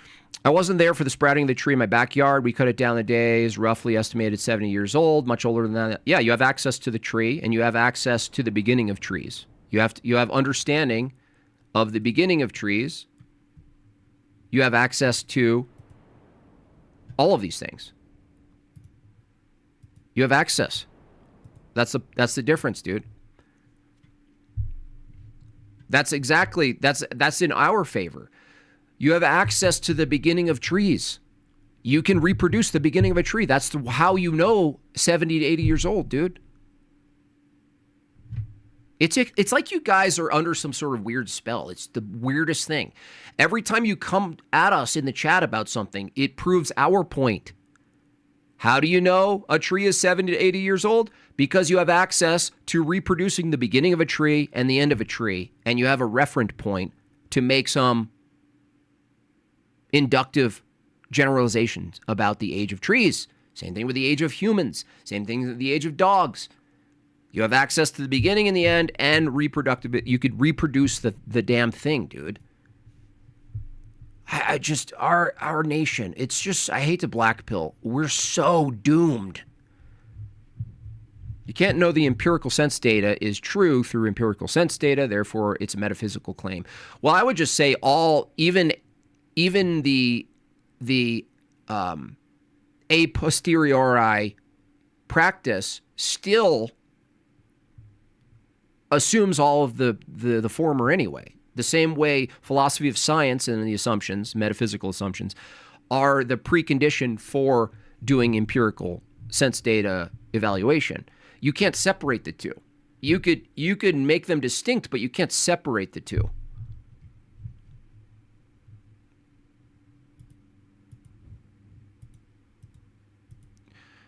The I in ID stands for I, and the D stands for identification. Is that what you write? Wow, that chat just changed. How can you remove and introduce the independent variable in a scientific experiment about the age? Yeah, the age of something, right? How old something is. You're not doing a science experiment because there's not like the hypothesis is about causing phenomenon in the world. That's also true. The way in which you determine age, you're still looking at all of these particulars in an armchair that you have access to, by the way. Reason your way through scientific experiments. And therefore, scientific experiments are not a priori, but are a posteriori. See what I'm saying? He just proved our point. This guy's such a dingus. He just proved that you can't armchair your way through the scientific method. I agree. You have to actively do it in time through your experiences and sense data. Guess what? Guess what armchairing is, though?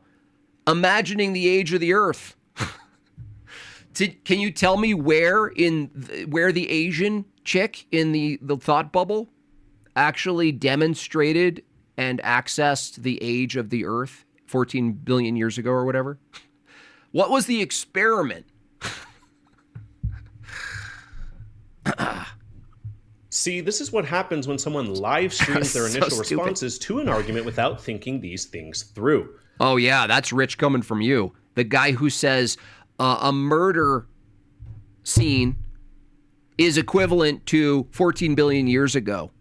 All Jim Bob knows is that he's on Team Jay Dyer, and therefore he'll engage in any form of confirmation bias and ad hoc rationalizations in order to discount the opposition. I never use that argumentation. That's a type of genetic fallacy.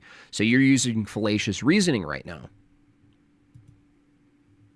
Now, returning to the age of the Earth. Recall that not only did Jay incorrectly label the endeavor of inferring the age of the Earth as an a priori endeavor, but he also incorrectly labeled a belief in the age of the Earth as a metaphysical belief. It is. And as I argued in my original video, this is simply not true. Metaphysics asks questions regarding the fundamental nature of things that exist. Yeah, like the age of the Earth. The fundamental nature of things that exist, one of those things is the age of it.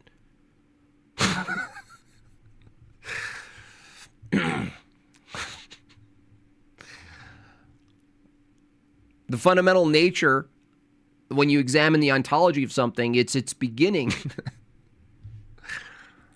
Oh, goodness.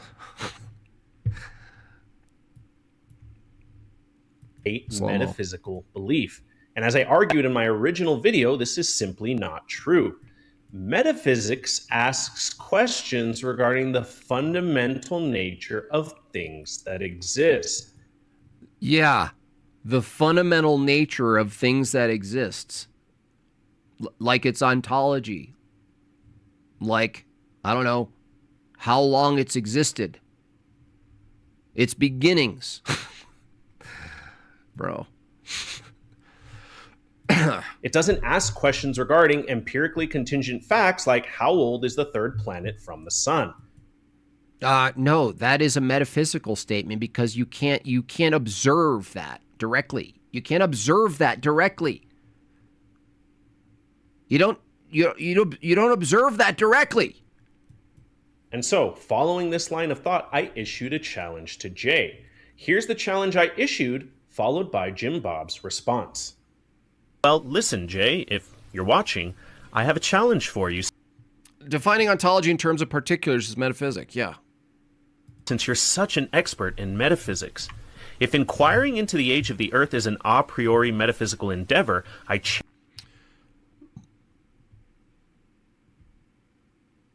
Definitely not misrepresenting anything. Yeah, you strawmanned us just before, dude. You did a snarky like, here's how we concluded that evolution is false because of 4,000 years derp, you said. You said derp, dude. You're not good faith. You said derp. You're not trying to understand any other view. You said derp in your comment, dude. Challenge you to find me just one textbook on metaphysics that includes it as a domain of inquiry. What? Just one metaphysical textbook should prove your point. The question is the categories when you study metaphysics, the categories of metaphysics. He's asking, well, give me one textbook that says the age of the Earth is metaphysics. Metaphysics, reality, the nature of ontology, dude. Ontology. The Earth, its identity in time with a beginning is a statement about something, about something's existence. This is what, it's so easy. It's like, what are you talking about? This is fallacious. If something's not found in a metaphysics book, that's not evidence of either position being true, you dipshit. That's true. Dipshit retard. That's true. Finding something finding like, this is a word concept fallacy anyway. He's saying, okay, well, if the age of the Earth is a metaphysical question, please show me where the age of the Earth is found in any textbook. That's not how that would work. When someone like Jim Bob resorts to childish attacks like that, that's how you know that their position is bullshit. That's also fallacious. That's also fallacious. Simple counter to that. Someone can be very childish and be completely correct. See, I can talk like Professor Dave too. You're not good at logic, dude. Doofus. Someone could be entirely wrong and be totally mature. Someone could be totally immature and be totally right. Nevertheless, Jim Bob claims that the fact that metaphysics textbooks don't include the age of the Earth as part of their subject matter isn't evidence for either view. No, that's a particular thing. When you study the broadness of metaphysics, it may very well not include a specific age of the earth. What are you talking about, dude? That's like saying, like, if there's metaphysics involved with categorizing animals like elephants, then why show me one metaphysical textbook that lists elephants as an example? I beg to differ. If determining the age of the Earth was in fact a metaphysical endeavor, as both Jay and Jim Bob claim, then we'd expect to find traces of this in the relevant philosophical literature. No, that doesn't follow. That does not follow.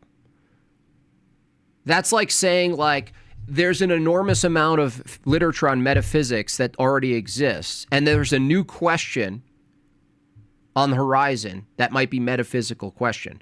And he's saying, well, if there's a new question that exists, that's posited, but it doesn't exist in the previous literature, therefore it's, dude, this is such low tier shit. I can't even believe he's saying this. For example, every philosopher... Tell a geologist that you can't figure out the age of sedimentary layers. What do you mean? You need the beginning of a layer. That's a process. Okay? The assumption there, Zach... Dude, you got to get rid of your snark, right? You're pretending to be inquisitive, but you're just being snarky. Why don't you tell that to the... Well, why don't you tell that? Do you understand what's in question here?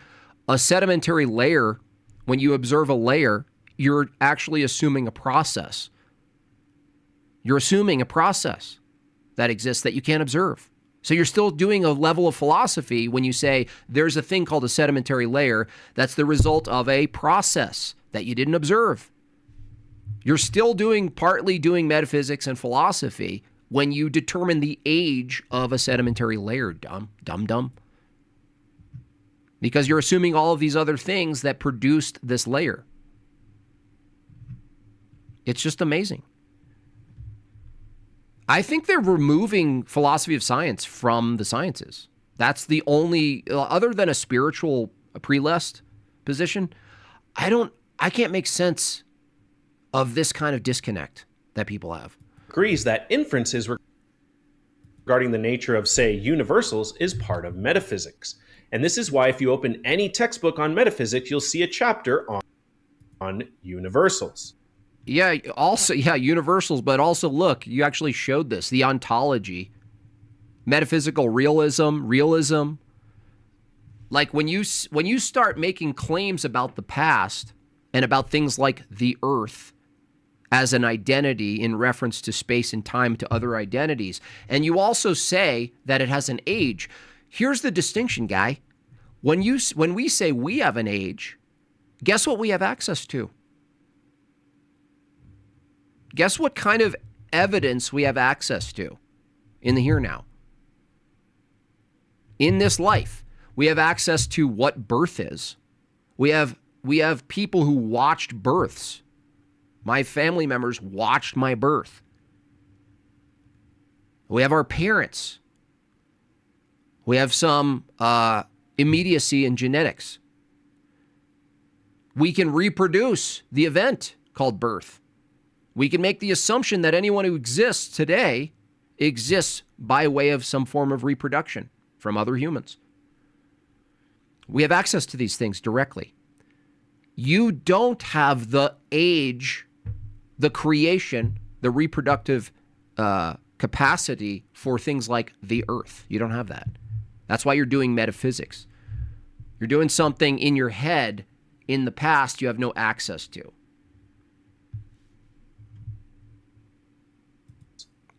So, why do no textbooks on metaphysics include chapters or discussions regarding the age of the earth? Because the earth is a particular. Metaphysics covers time. Metaphysics covers ontology of identities.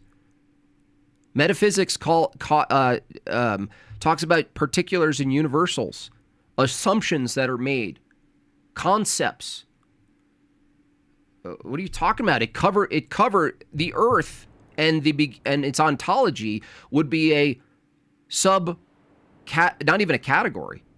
The earth itself would be a particular that would be classified in some of these categories in metaphysics. This guy's so silly, man. This is like embarrassing. Many scientific conclusions embed the pigeonhole principle by saying, well, what else could it be? Absolutely. Every time. Every time. Do you know why? Because determining the age of the earth is not a metaphysical endeavor. It's an... Look at the picture. Look what they're doing. Look what they're doing. Scientism is all self-referencing nonsense. It's a physicalist circle jerk. Circularity a problem and the empirical claims, you dips. Yeah. Look. Do you guys notice the difference here? Notice the difference between this picture and what was the previous picture of the murder scene, right? Dead body, cause of dead body, right? Let's get the cause of the dead body. How, when, where, who, right? These questions. Guess what they don't have access to here? This guy's just kind of dumb. Well, he's arrogantly dumb. So another picture he brings up, coincidentally, that actually counters his position. Look at it. What are they doing, guys? They are picking up material on the earth that you have to say is the earth. The parts of the earth are particulars, and they make up the thing, object you call the earth. So you're picking up particular pieces. Similarly, you pick up a flute that's made of wood. Do you determine the age of the flute, the engineered object, or do you determine the age of the wood? You can tell by the rocks. 6 super chats, 10 minutes. Thank you for that, Jessica. So do you guys see this constant problem they do? What's dissimilar, the symmetry breaker between what these lads are doing, picking up particular identities called rocks and testing their age, if that's what they're doing here, in reference to other things they have access to, versus a murder scene where you understand what a murder is, death. You understand that people die, that you understand all these things because you have direct empirical observation to them. You have that. You can reproduce it. You can reproduce a murder to determine. You can reproduce ballistics. You can, in forensics, you can do all sorts of reproductions of things. You can track sources. This is dissimilar. And the symmetry breaker is you don't have access to the indications of an event. And the event is the beginning. That's where metaphysics comes in. The beginning of the earth. How someone got killed versus the beginning of the earth.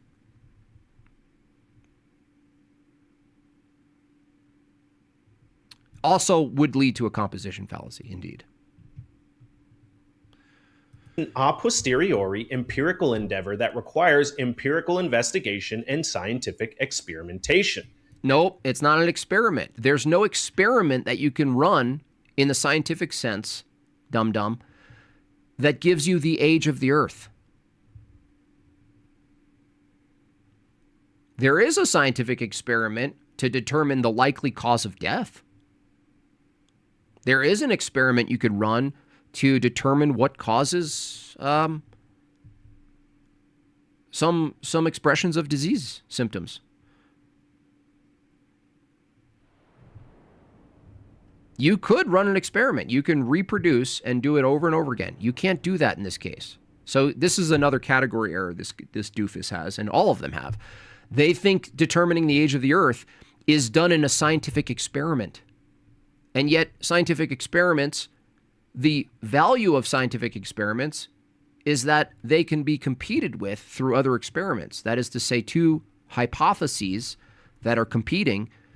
The arbiter is an experiment. And the reason the value of an experiment is constrained by our locality is because we need access.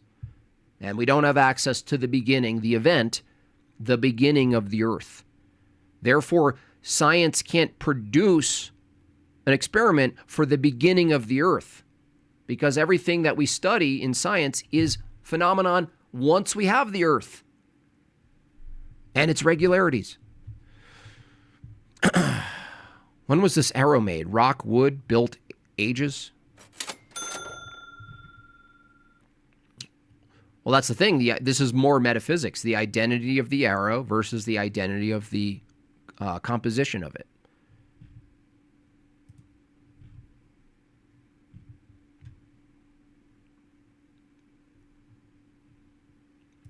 The age of the Earth is a scientific question. No, it's not. There's no scientific experiment. There's no scientific theory that can be produced from the question of the age of the Earth. The age of something is not. Not a philosophical one.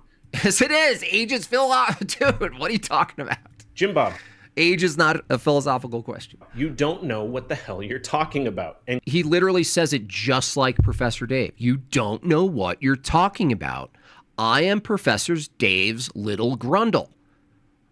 I am the grundle of Professor Dave. All I need to say is assert my position and tell you you don't know what you're talking about. And clearly, philosophy isn't your strong suit. Maybe you should have stuck to jewelry making, bud. I will stick to jewelry making.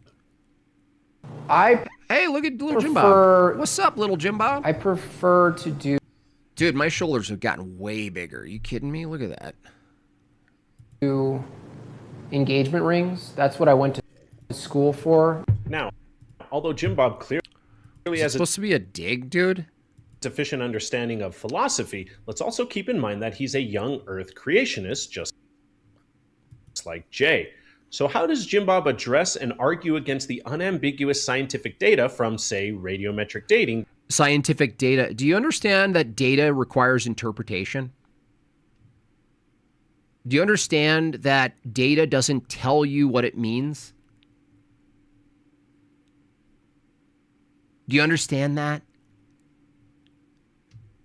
That is used to date an old Earth. Oh, you believe in the age of the Earth? Is it pretty verifiable? Watch this. This is look, I'm going to tap my own little shoulders. This is masterful. Watch how he avoids this problem. Watch this. Yeah. This proves that it's a metaphysics question. Oh, yeah, it's totally verifiable. How? We know how old dogs are when they die after 7 days. Okay, great work. How can you tell me when you know the Earth is itself? What do you mean by that? Is the Earth an identity? Yeah. 5 minutes, 6 chats. Let's see if we can meet that goal or get close to it in 4 minutes, y'all. Yes. Okay, so how do you know the start of the identity of the Earth if it's made up, from your view, of accumulative particles of things that are not the Earth? What do you mean? You believe that the Earth, in some sort of cosmic bang, aggregated unrelated particular matter into a globular shape, right? Yeah. That's a metaphysical claim, by the way. Okay. At what point did you say the Earth was born? Here's the real presupposition here. The presupposition is actually the identity of the Earth itself. It's actually a philosophical notion that the Earth has an identity at all. Yep. Can it change? These guys can't tell me when human life begins, but are confident about what the Earth became. Exactly, dude. Exactly. And we have access to life and reproduction. We have access to it directly. They can't tell you when life begins, but we're going to believe them on the arbitrary beginning of of a metaphysical concept. And I know people go, "Oh, this is precept nonsense." It's really not. It's really not. It's not precept nonsense. It's totally and completely a valid insight to say the real presupposition isn't just billions of years time. And a process too. Don't forget the process. Tell you what, that radiometric data talks to me. It whispers the age of the Earth to me. I know, that's funny. Yes. Deep time assumption of reality. But the presupposition that's really just blatantly there is that there is a distinct moment. That's right, you guys. Chase has it right. I'm in a little tiny house that we're splitting at the seams. I love it.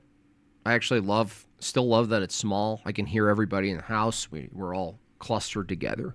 I'll actually miss it, but I will actually continue metalsmithing, that's for sure. And the Earth becomes the Earth. Now, Jim Bob actually has a point here, though we'll see shortly that it doesn't do anything to bolster his position in the least. Really? We're going to see shortly?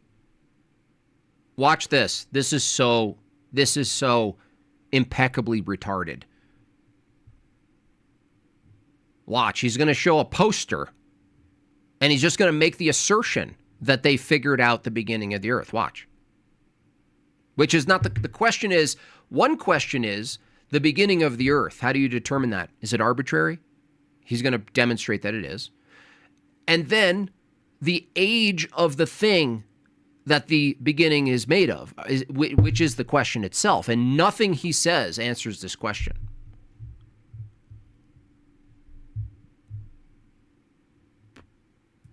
He's correct to point out that if one is to speak of the age of something, this presupposes an understanding of a distinct moment in which this something gained its identity. Yeah. Is that a priori? Is that an a priori assumption? Or is that a posteriori? You just defeated your own position. You grundle. He literally just admitted the position that Jay and I are both defending right now. He just admitted it. You don't have access to the beginning of the thing the way you have access to the beginning of a life, the beginning of this, the beginning of a tree. You don't have access to it empirically. So you have to assume something beforehand that's not determined after you evaluate sense data. You have to actually assume there is a beginning of something. You don't observe it. You never observe the beginning of an earth. You never observe the beginning of the thing you're trying to date in this case. You just admitted it.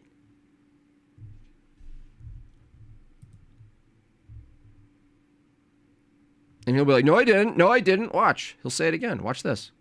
The very question of the age of the earth, based on my counter in this case, my counter is, oh, that's a metaphysical claim. The identity of the earth.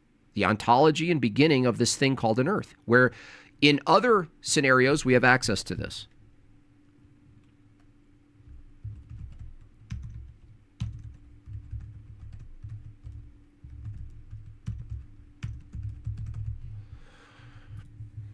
He's going to admit it again.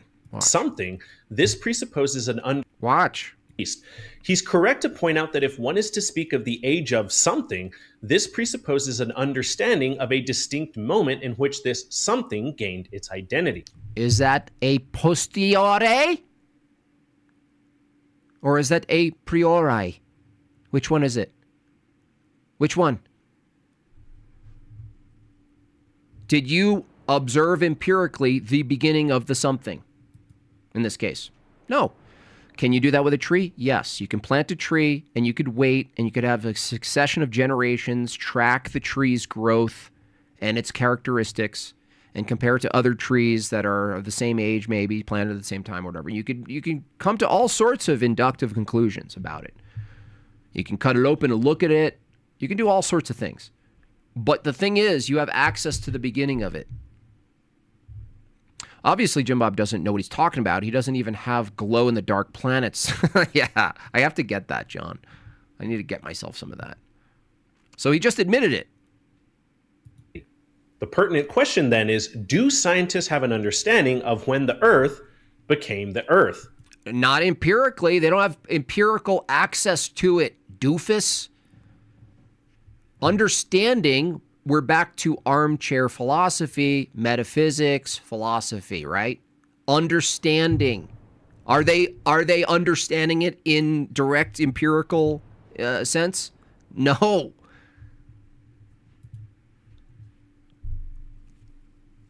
Would admitting something, some level of form of faith somehow helped the evotard? Maybe.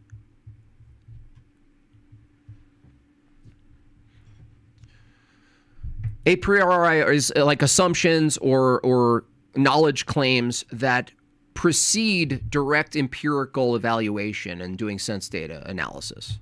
You know, like, in other words,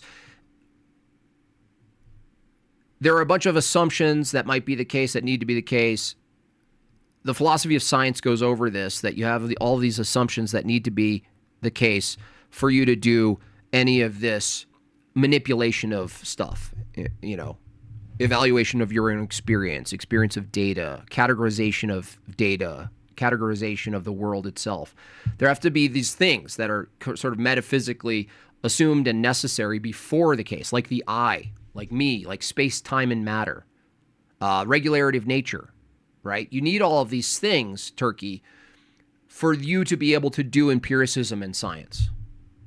The things that are necessary would be a priori, and then a posteriori would be the activity you're doing, manipulating the world and doing all this stuff, measurements and whatnot. You have to have something to measure before you have a measurement.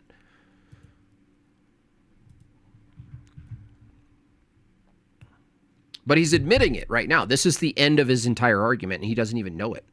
That's what's so infuriating about these people. He's admitting that Jay's classification of this is, in fact, not determined by empiricism.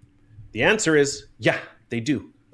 Watch. Scientists have an understanding of when the Earth became the Earth. Watch this. Watch his presentation of the understanding of when the Earth became the Earth. Now, you guys tell me, is this doing science or is this doing philosophy? Earth. The answer is, yeah, they do.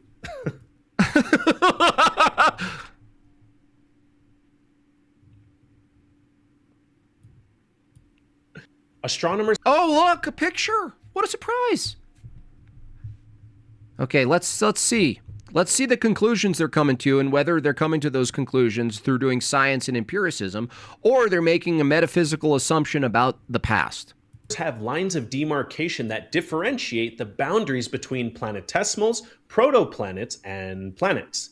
Oh, lines of demarcation. You mean metaphysical categories? You mean arbitrary ways of putting things into categories? You mean philosophy? You mean a model? You mean a philosophical model, right? Dude, it's proven my point.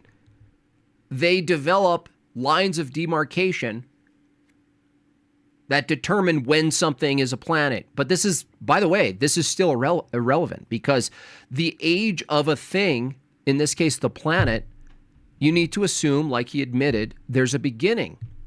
And once you have an arbitrary beginning of a planet, guess what you have? You have a bigger problem.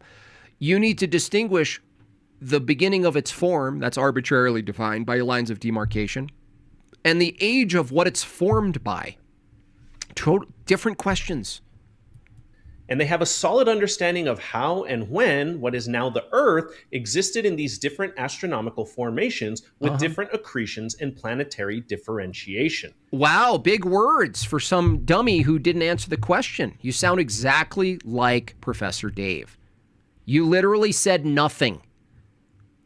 All you said is, people have an understanding of when the Earth became the Earth by way of a gradualism, lines of demarcation, something, something, something, right? That's all you said. Listen to it again. Astronomical formations with different accretions and planetary differentiation. That doesn't tell me anything, dude. You said nothing. You're a sophist. The funny thing is the title of the stream is Refuting Jim Bob's Sophistry. You're doing sophistry right now. Bob seems to be under the impression that scientists and astronomers have never thought through these meteorological issues. Thought through. You prove my point again. He's literally proving both Jay and I's point right now. They thought through? Is that armchair thinking? Is that philosophy? Thought through? They thought through it. Did they think through it? This guy's wild. The differences are the differences. They've thought through it. Just like cladistics. It's the same problem, dude. It's nominalism and the universality of items and identity, which is a metaphysics question. They don't have it. They have nominalism. He just admitted two things he admitted. Scientists thought through it. Oh, I'm sorry. Can you be a science and just think through things? You literally just, watch this. Watch what he just says. Contradiction machine. Watch this. And planetary differentiation. Jim Bob seems to be under the impression that scientists and astronomers have never thought through these meteorological issues. thought through. Watch this. Ready? Check this out. Just a little bit ago. Watch. Okay, hold on. Watch this. Knowledge. You can't sit in an armchair and reason your way through scientific experiments. And you can't sit and reason your way through scientific experiments. Watch this. Keep that in mind, guys. You heard him, you can't reason your way through the scientific method. Differentiation. Jim Bob seems to be under the impression that scientists and astronomers have never thought through these meteorological issues. Do I need to say anything else, dum-dum?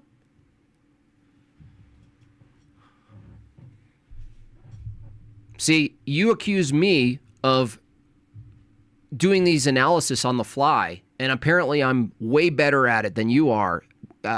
You clearly sat through and wrote a script, and you still didn't catch this. This should be embarrassing, but it won't be. No, it's not embarrassing. Not show you, not demonstrate, thought through, exactly. Thought through.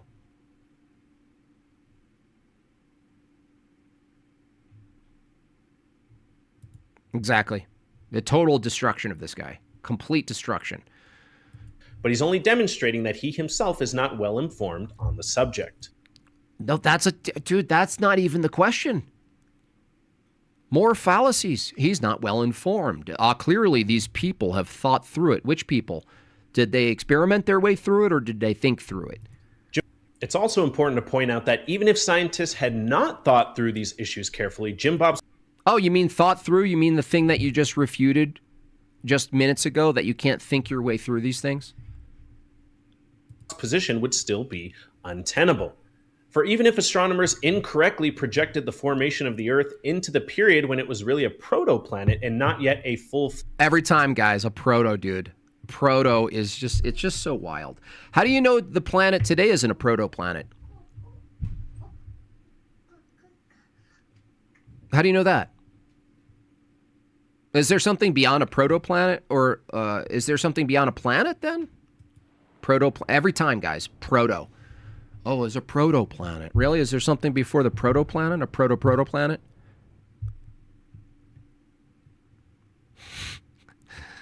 I'd love to see a deep dive into when scientists, quote, first started to get away with their assumptions and models being treated as fact, their collapsing star analogy. Well, yeah, it's definitely astrophysics, cosmology.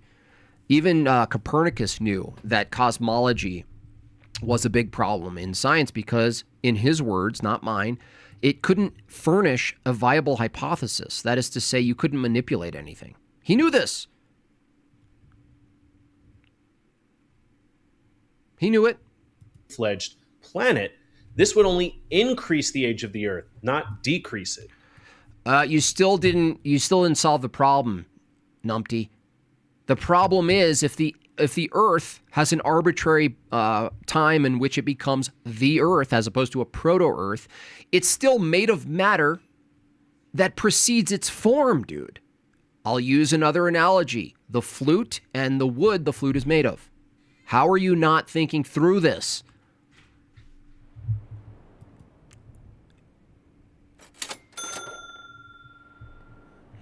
Yeah, it is. It is. Actually, it is, Chase. The problem is, Jim Boob, the thought that goes through a scientific method, or the thought that you have to have a thought, is not the same thought that I have, because I have no thought clade next to your car. Hee hee ho ho. Joke That's on right. You. Enjoy your clade. Thank you. I will enjoy my clade. Even if it does increase it, yeah, exactly. He's collapsing so many things here, and he's in trouble, and he's not actually dealing with the trouble that my original question posited. This is massive coping. The size or the accumulation of the Earth, let's say I granted you this gradualism of the Earth's accumulation into a larger form that develops this identity that has all of this functionality with an environment and everything like that.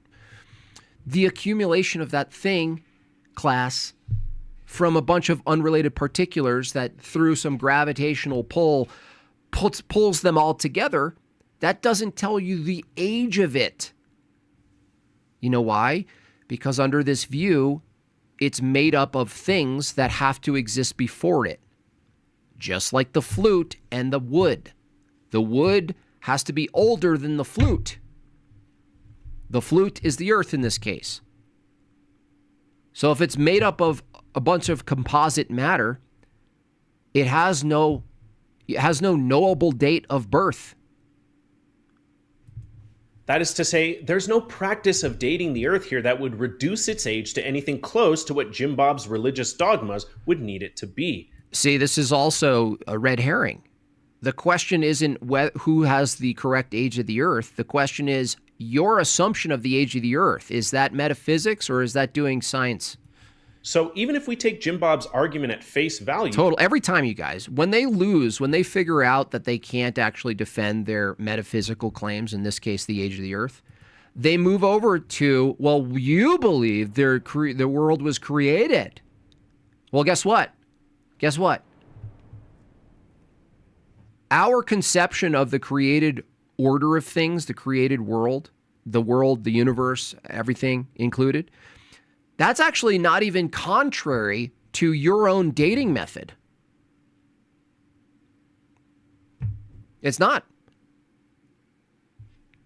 It's totally consistent. There's no contradiction that a world is created to be actually, in its existence, be young, and through our methods, be ostensibly old. That's not a contradiction. And it's not a contradiction because of this problem you guys have, which is you need the beginning of things, and you don't have it. To say anything in the universe that is composite of previously existing things, you have no access to the beginning of the thing because you're always picking from a particular of that thing, measuring its age, and now you have to say, am I measuring the Earth or am I measuring a previously existing comet? How do I know what I'm measuring here? Is it the Earth? Want to know how you know a thing is a thing? Because the way it is. Me to evolution. Wait, so you're telling me it's just a proto-peony? You mean there's a hope? You mean there's hope? Yeah. You mean there's hope? This would effectively increase the age of the Earth, not decrease it. No. The age, you don't have access to the age of the Earth. I've already demonstrated this, numpty. But of course, this is not the only line of argumentation that Jim Bob takes against dating the age of the Earth. Watch Jim Bob fumble through an incoherent ramble regarding how scientists can use dating methods to date something like a recently deceased animal, but how these methods fall apart when applied to the Earth. That's right. There was a guy who called in. He was arguing that when you examine the potassium in a dog, someone who doesn't know... Here, got another copester in the chat. Denying the Earth's age. Look, you didn't answer the question, bro. How do you know the age of the Earth without assuming there's a beginning of the Earth? And if the Earth, Sigourney Weaver, if the Earth is made up of unrelated particulars that aggregate into a shape, how do you know the age of those particular pieces of matter? You won't answer me. None of you guys will answer me because you can't answer me. Here, I'll make it simple in crayon for you. Hey, Sigourney, is the Earth compiled? Is it composite of unrelated particular matter that already existed in space? You tell me that. Yes or no question. Is the Earth, under this view, an aggregate of a bunch of unrelated material that pre-existed the formation of the globular Earth? Tell me. They won't. They won't. They won't. I made a wall out of stones and then dated it. Apparently the wall was 30 million years. Exactly, Stanglia. Exactly. He made a list of 5 unproven things, JB. Sigourney did? Well, I mean, I already see that Sigourney's not a good thinker here. What radiometric dating... Jim Bob, radiometric dating, that's, you have no way of knowing radiometric dating outside of what you have access to. You have to do an extrapolation. You can't verify the extrapolation. Meteorites, what does that mean? What does that say? You're listing things. Oldest Earth minerals? Yeah, dude, you're proving my point, man. You have to have a beginning of something that the Earth is made of, just like the flute analogy. I don't know how you guys don't get this. Look, Extanglia made a funny super chat joke. Same problem. How old is the wall is a question of when it was formed, not a question of the age of its components. You nut jobs. They're not dating. So the date of the dog's birth and death could come up with a general conception of it and get close. But because you have access to its birth, the reason they know that it's close is because they have access to the dog, right? Yeah. So that's verification. They have access to the dog's birth.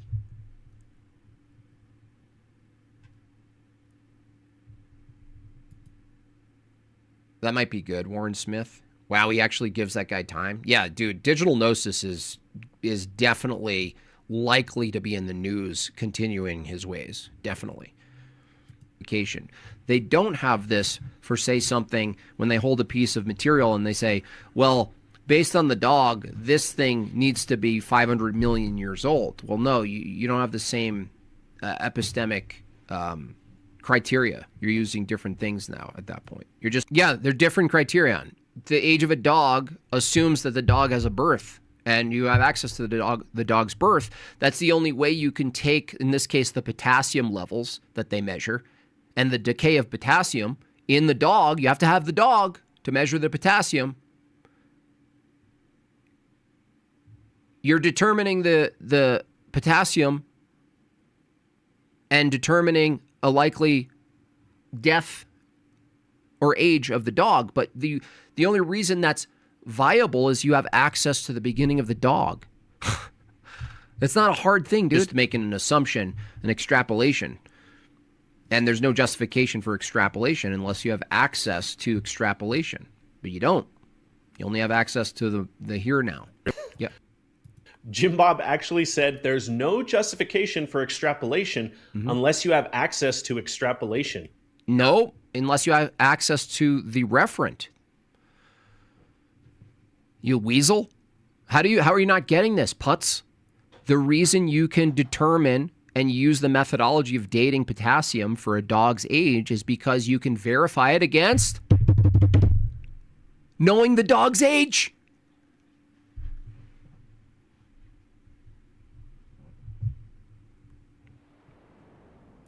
How did you know the veracity of the dating method for local things like a dog's age without access to the dog? What? That's not even a coherent statement, Jim Bob. What? Just pretending not to understand what I'm saying? Here, I'll make it in crayon for you. You use a dating method to determine the age of a dog. Okay, you got that part? Do you got that part so far? You use a dating method to make a guess about the age of a dog. You test the reliability of the method against the knowledge of the date of the dog, the actual life of the dog, dude. You can't do that with the age of the earth. You can't do that with pure matter. In fact, it's a total category error. The life of a dog is a biological referent. It has a beginning. It has a birth. It has a life. It has a death. It needs to eat. All of these components, right? A rock isn't produced biologically by another rock, dude. You're made of stardust. Yeah, on your birthday, you're going to be 10,000,900,037 years. That's right. That's right. Even if there's no date of the Earth, it still doesn't disprove other natural historical factors like the Big Bang theory. Big Bang's not a scientific theory, though. It's a model of it's a philosophical model of existence. That's the whole point of this whole talk, dude. It's all, it's all just clustered in. It's not observable. It's not a posteriori. Based on the bones, I know my great-great-grandfather's grand apes pet dinosaur was 100 million thousand years old. Based on the bones. That's as right. You can see by the bones. Now you're getting it. Or the bones. Based on the bones. Yeah. Now you're getting Based it. on the bones. Nevertheless, Jim Bob's argument regarding using dating methods to estimate the age of a deceased dog is even more laughable. He states that the methods that allow a veterinary pathologist to accurately infer the age and date of death of a dog are qualitatively different than the methods that allow geologists and astronomers to infer the age of the Earth because the pathologist has access to the deceased dog? Yeah. No, they have access to the birth of the dog. You dummy. How is he so confused? What a pervert. That's the only way I can think through this stuff. They have to be so perverse in their mind to not understand this. The reason you can declare efficacy of dating methods for a dog, a biological creature with a beginning, that we know the beginning of dogs and how they begin, through birth. You have the access of reproducing the birth of a dog. How can you be this dumb? The threshold, the symmetry breaker, as I said it very clearly, and you apparently said it very clearly yourself, is the difference between the two is we know and we can reproduce the beginning of a dog, and we can actually verify the dating method that we're using with the knowledge of the beginning of the dog. Dogs have beginnings. There are chemicals in dogs.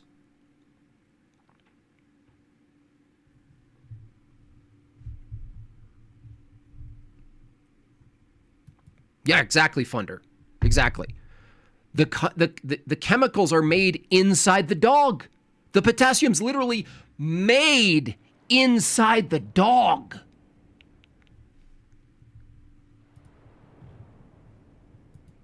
You know what you can do in this case, dum-dum? You sophist snake. You know what you can do? You could actually reproduce a dog. And you make a little puppy. And you know that the puppy inside its body produces different things. Potassium's one of those things. And you can watch the little doggy's life. And when the doggy dies, you can go to the dead doggy because you know it's a dog and you know it had a beginning. And you can test the decay of the thing that it produced in its life. It's the source of production. The reason this is different than your other thing called out there in the world is you don't have access to the beginning, dude. Is Jim Bob unaware that we currently have access to the Earth? I mean, we're literally standing... Holy crap. Holy crap. We are standing on the Earth. The damn thing right now.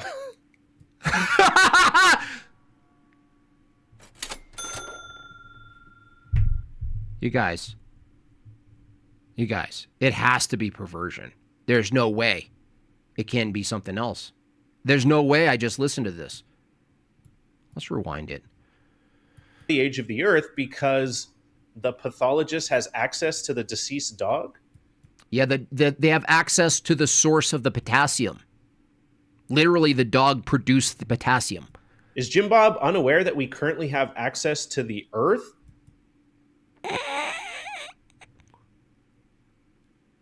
I mean, we're literally standing on the damn thing right now. Yeah. And the difference is we know the beginning of the dog, therefore the beginning of the potassium it produced. And the beginning of the Earth, you don't have the same capacity to have knowledge of the beginning of a thing like the Earth, the way you have the beginning of the fucking dog. And he giggles after.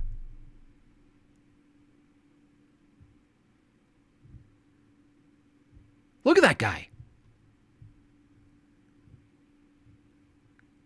Dude, I'm at a loss for words, John.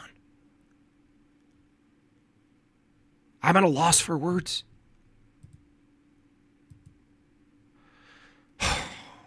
2 minutes, 2 chats, y'all. Look up. Yeah, Rich. You just look up. Look. Hey, guys, according to this dummy, we're standing on the Earth. So we have access to the beginning of Earths. The same way we look at a dog. We have access to the beginning of the dogs. Look, here's an earth. Hey, look, there's the sky. Don't you know we have access to the beginning of everything that I'm looking up at because I'm looking at it? So I therefore have access to the beginning of it because I'm looking at it?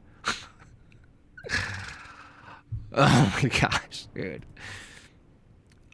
I bet a lot of people watch it and think he nailed it. Not a lot of people. He's got only a small channel of 1.1 thousand subs. And, you know, he's trying to take Professor Dave's role, apparently, right? In mimicking everything he does and says. We have access to its various minerals, elements, and isotopes and can use these in our dating methods. In our dating methods. If I talk more like Professor Dave, maybe what I'm saying will be less retarded, but it's not actually working on Jim Bob. Because clearly my muddled mind can't conceive of the symmetry breaker between a dog and its beginning, which creates the actual minerals that you're trying to distinguish the age of and its decay rate of, and and the earth itself. It's almost impressive how stupid an argument. Yeah, this guy, he's so confident. He's so confident. Is no qualitative difference here. Jim Bob claims the issue is a qualitative difference related to epistemology, but he never cashes this out in any substantial form. I just did, dummy. Now, if you're listening, dummy, someone tag this guy, the skeptical agnostic. I just did. My whole chat did it for me. I didn't even need to talk, dude. The women in my chat understood this immediately. Other than his incoherent statement we just surveyed regarding extrapolation. Now, let's shift away from the age of the earth and focus on the age of the universe. Oh, what's the universe? Is that a metaphysical statement about the collection of particulars? Is that a singular thing? Is that a singular thing, bucko? I'm sorry. We got to stop you there. You're making a metaphysical claim. The universe, what is that? Is that a unified one thing? Is that a particular? Is it a particular in a category of things? Is it the amalgamation of all things? What is it? You're there you go, doing a priori metaphysics again. Because remember, Jim Bob believes in both a young earth and a young universe. So how does Jim Bob go about arguing for the latter? Well, Jim Bob never actually provides any evidence for a young universe, at least not in his response to me. He just asks what he thinks are deep, troublesome philosophical questions for those like myself who affirm a universe that is billions of years old. Billions of years old is to assume that there is some sort of inductive methodology for knowing the beginnings of universes, and you can't even tell me what the universe is. Now you can say what a dog is, barely. You can say what a beginning of a dog is because we understand biology and the reproduction of a dog. How do you have the beginning of a thing you can't even define what it is? The universe. What is that? Is that a particular? Is that a unified one thing? Is that a collection of multiple things? Is it something that exists with the necessity of something prior to it that it's not? He's literally saying the beginning of the universe.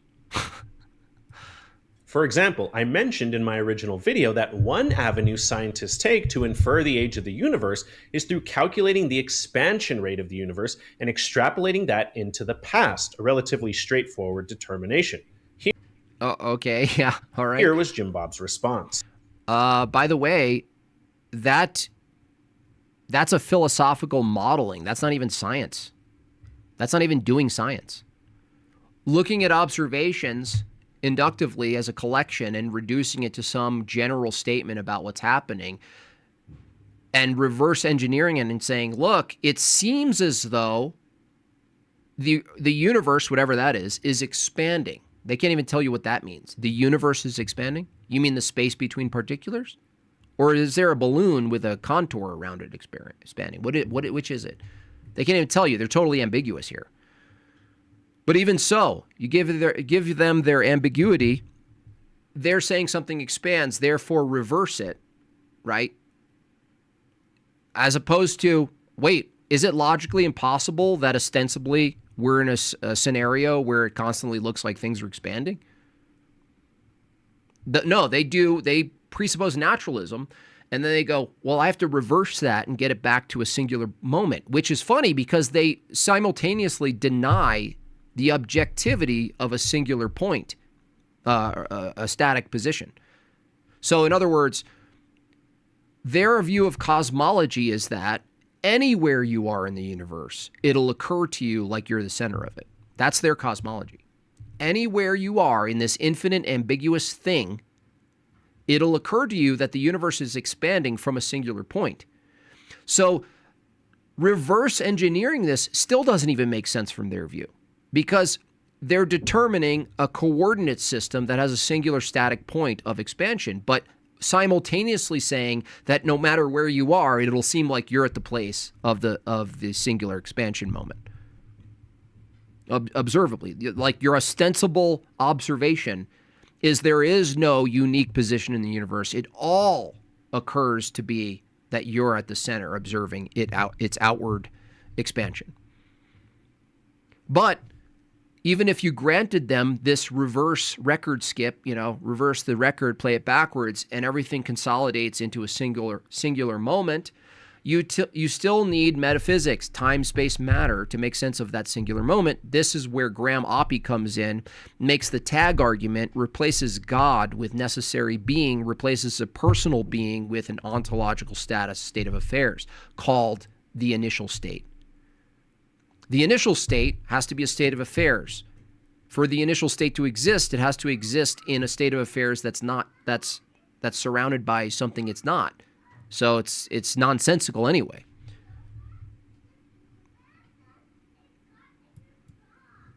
I don't know why you I don't know. I don't know why you guys do it. There's no expansion rate of the universe because you don't know what the thing is. How can you have an expansion rate of the universe if the universe is made up of particulars? What's expanding? This is all trickery. This was actually demonstrated quite well when Eli debated Peterson, because he asked Peterson essentially what's reality. He said, the universe. We're looking at the universe. Is that metaphysics? Reality, the universe. Is that a set of particulars or is that a unified one thing? The universe is expanding. What's that? See, I could blow up a balloon, and because the balloon has contours and has an identity, I could say the universe, the balloon is expanding. I could say the liver of a duck when we're making foie gras is expanding. But when you say nice, Jim Bob, the universe is expanding, you're saying a metaphysical term is expanding. That doesn't make any sense. That's incoherent.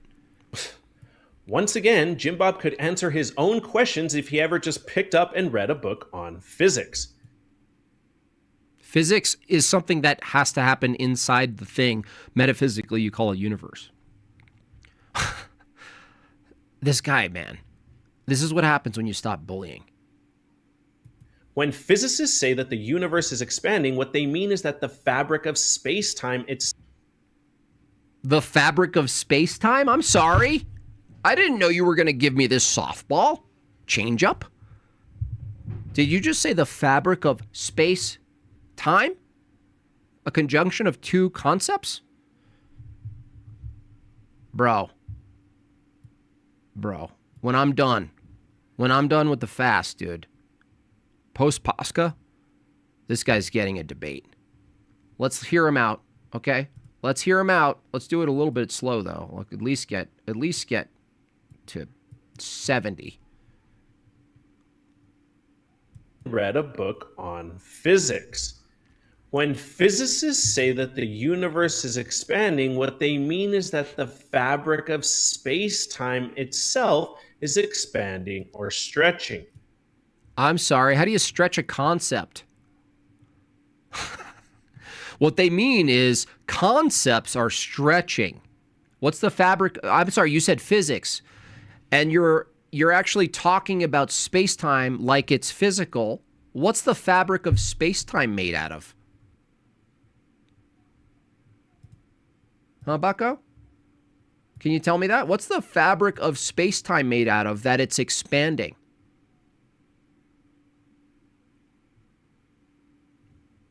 Is that a physical thing? Is that something you got from the physical sense data? You know, what's fabric? You know, there's a fabric of my t-shirt. I can pull and twist it, tear it, right? Yeah, he doesn't understand. He's making a metaphysical. He's doing a reification fallacy. Exactly. He's doing a reification fallacy. Dude, you're so low tier. You're not in any position to debate me, honestly. And contrary to what Jim Bob says, space-time itself is not a metaphysical term. No, space-time is metaphysical. Time is non-material. You can't. There's no fabric of time you can touch and pull on. You bringing up an image on your screen because that's all you got doesn't physicalize space-time. It's physical, measurable, and quantifiable. Really, space-time's physical? Where did you physicalize time, dum-dum? Please tell me. Tell me, skeptic, agnostic, what is time made of if it's physical? We can literally quantify how fast or slow someone or something is moving through space-time. Oh my gosh, dude. Are you kidding me? Time is the conceptual tool we use to talk about the changes in magnitude. The changes in magnitude themselves are not physical time. He just contradicted himself.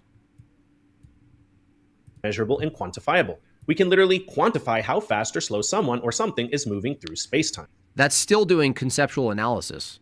You quantifying something is doing some sort of philosophy around something, aboutness.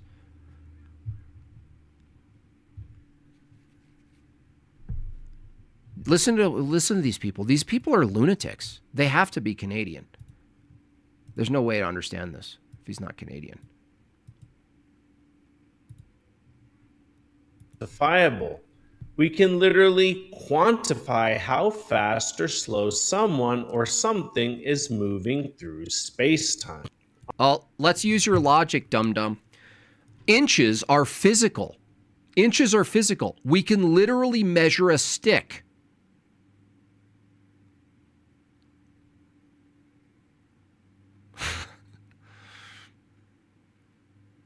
Guys, inches are physical because we can literally measure the length of a stick. Therefore, an inch itself, ontologically, is made of things. Literally.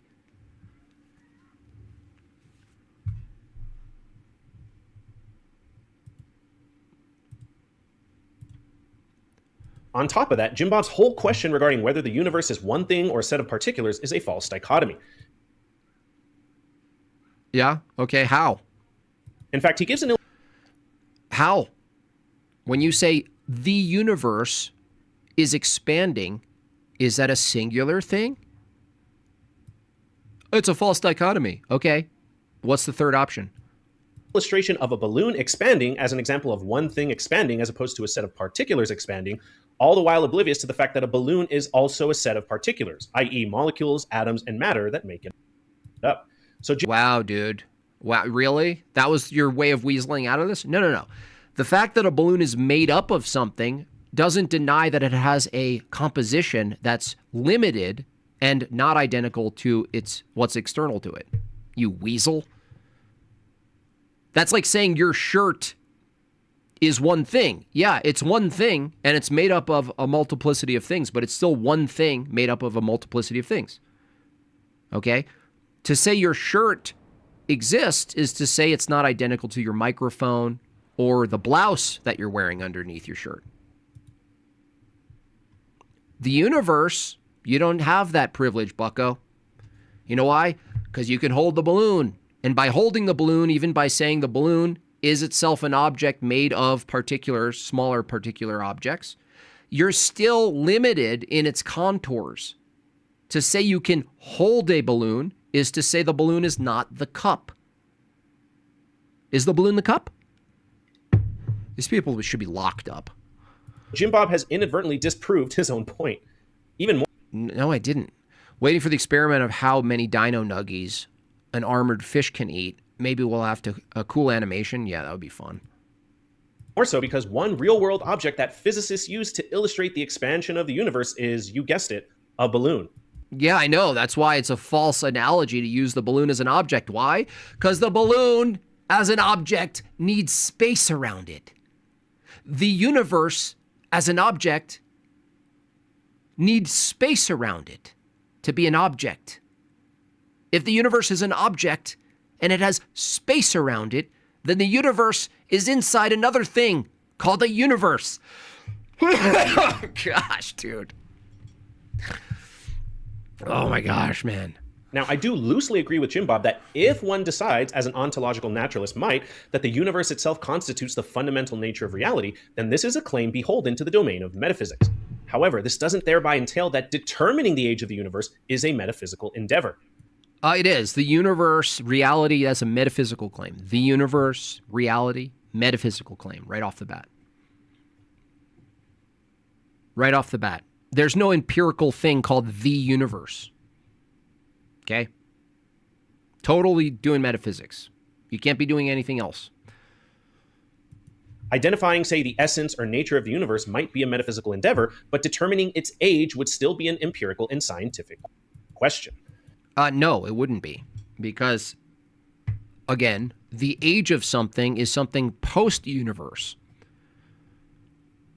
The age of something, a particular, in nature, in the universe, needs the precondition of the universe. For you to have age, you need space, time, matter to have age. If the universe is space, time, matter, you can't determine the age of the universe based on your criterion for what constitutes a methodology for age, doofus. That would be to say the universe actually isn't the universe. It's just another particular in a larger thing. Then what's a universe? That's the problem. Dude, you're so deluded. You're so perverse. You have so many problems. Whew. Okay, let's pivot from the age of the earth and the age... Do you guys understand that? I said that kind of fast. When we talk about the age of anything, that's like this is a box for picks, right? This is a cup. There's a tree. There's a duck. Okay. The only way to make sense of the age of something in the universe is that the universe already has its essential components. These would be the a priori components, the time, space, matter, things that need to be the case before you do sense data evaluation. Determining the age of a duck is after you have these things. To say there's an age of those things itself is a problem. To say there's an age of those things in their paradigm, it's a problem. That's like saying, coincidentally, he says space-time changes, right? I always ask these doofuses, in what space and time did you observe the morphing of this other thing called space and time? You need a different space of time. You need a different space-time. If you think you can observe a thing called space-time that alters, to say it alters, it needs to alter in space, in time. So you need another thing called space and time to observe the bending of space and time. To have the age of the universe, the thing that is required for you to determine ages of everything else in the universe, to have an age of the universe is to have a new standard for what age is. Age of the universe to evolution. Recall that in my original video, Jay articulated that the best argument against evolution from a philosophical standpoint that essentially sealed the deal for him to reject evolution was a 17-page polemic written in 1964 entitled Evolution and the Traditional Idea of Immutability of Species by philosopher Titus Burckhardt. I subsequently went through the article and highlighted the abysmal and ignorant argumentation. Okay. Look at the age of the bullet. They said it was a 30-06, which I've looked at a number of videos that were sent to me by close friends who often do shooting and hunting. And if you just look at what happens to, I don't know, like a pig, okay, when you shoot it with a 30-06 is observably not the same as what we saw on that gruesome day, okay? So, of Burckhardt at various places. For example, I highlighted a paragraph of Burckhardt's whereby he argues against the possibility of transitional forms by way of personal incredulity.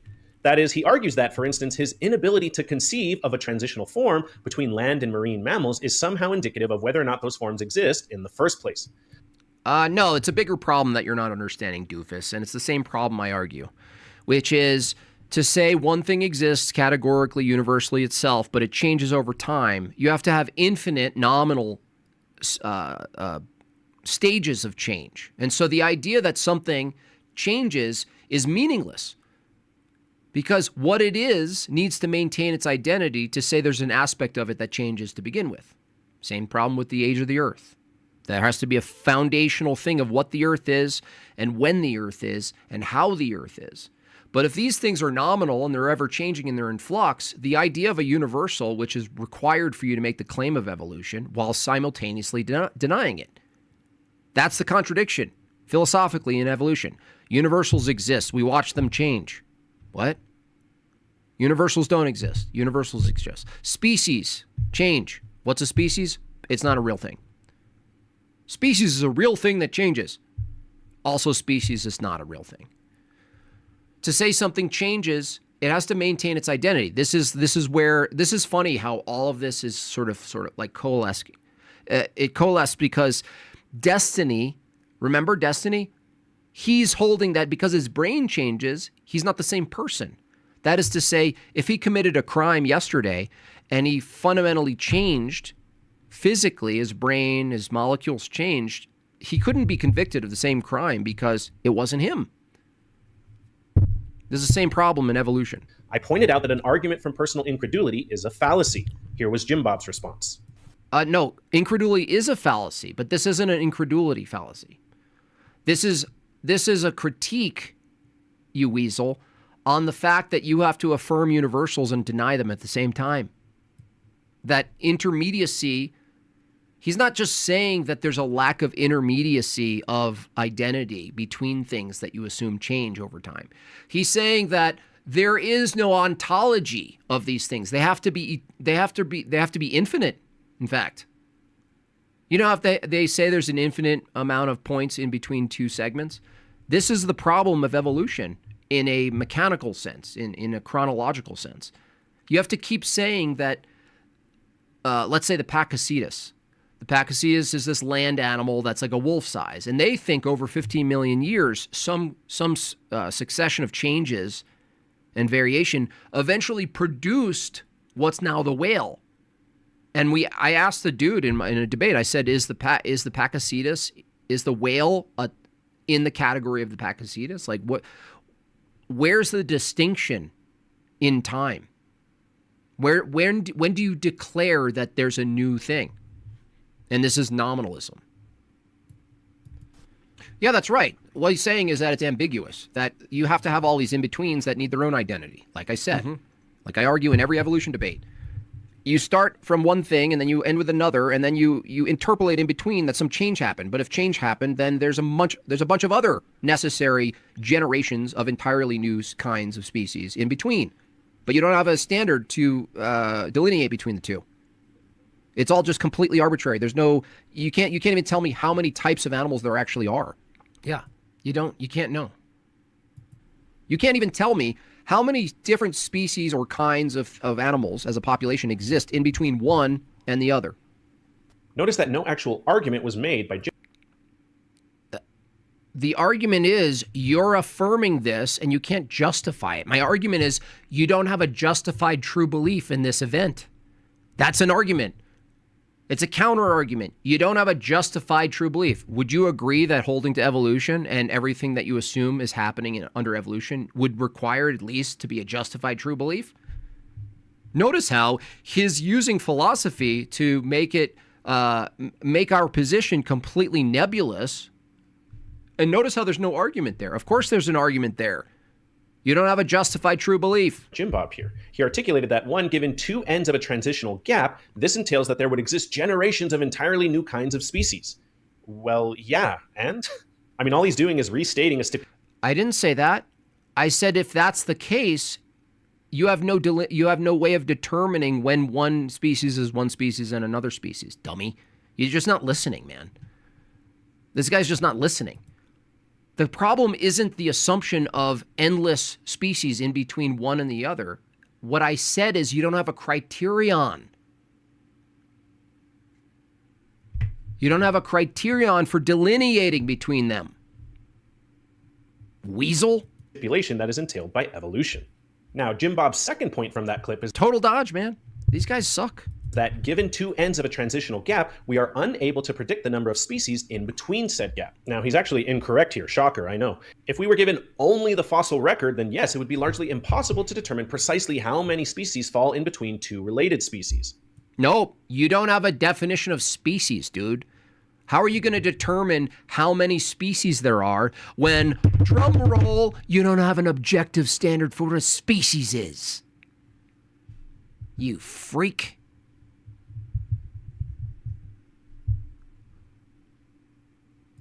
But thanks to DNA sequencing, we can construct phylogenetic trees. Oh, look, a tree. Guys, look what they did. They figured it out. This has got to be a joke, man. So look, we deny that there's an objective standard and criterion for a species. It's just sort of a workable definition. There's no real ontic to it. But anyway,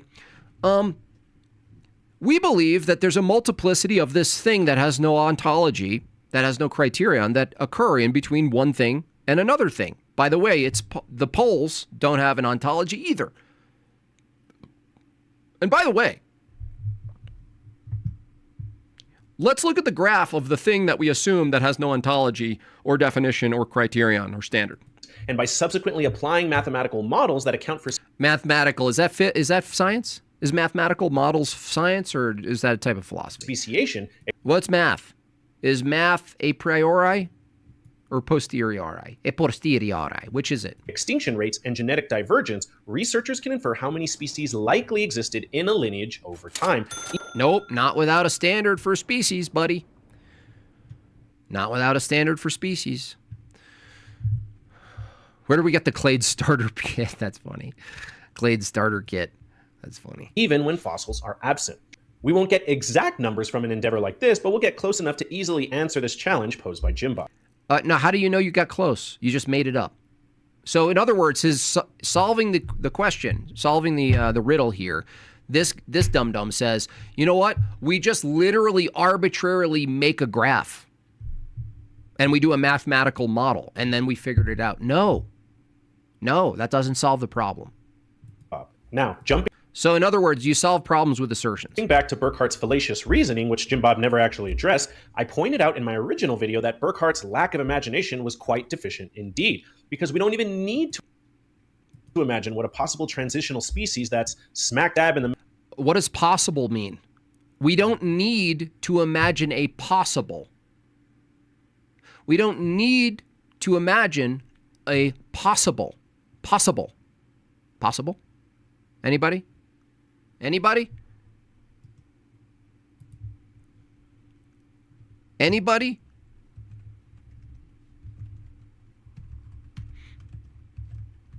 We don't need to imagine what's possible.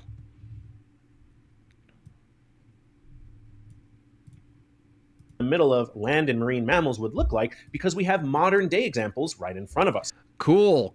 Any question begging anyone? Anybody? In order to prove that there's transitional animals, we just look at an animal and then we just deem it's transitional. That's how we solve the problem. We literally do question begging.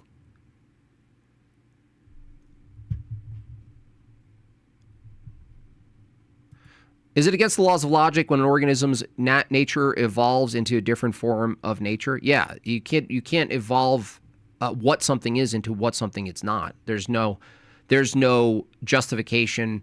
There's no example of that happening. That's a violation of law of identity. Yeah, and that's ultimately the argument against evolution, is that the nature of something needs to evolve away from its nature, but it would be in its nature to evolve that way. So there would be only one monistic nature of all things. In other words, if you granted their cladistics, there's only one true clade, and it's one big thing. Because the nature of its thing, look at it this way.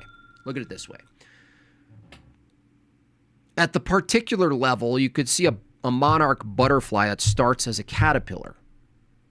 But the nature of a butterfly is that it was a caterpillar. And the nature of a caterpillar is that it proceeds to be it becomes a butterfly the same way the nature of a fetus is still the same nature as a human, in this case, for a human, becoming and developing into what it is. Still consistent with its nature. So there's nothing inconsistent with the nature of a butterfly starting as this thing and ending in this other thing. It's still within the bounds of its nature. Now, extrapolate that out. They have to say the nature of the Pakicetus is to transition over time into a whale. So, but the difference here is that you need to now violate the law of identity, whereas the butterfly does not violate the law of identity.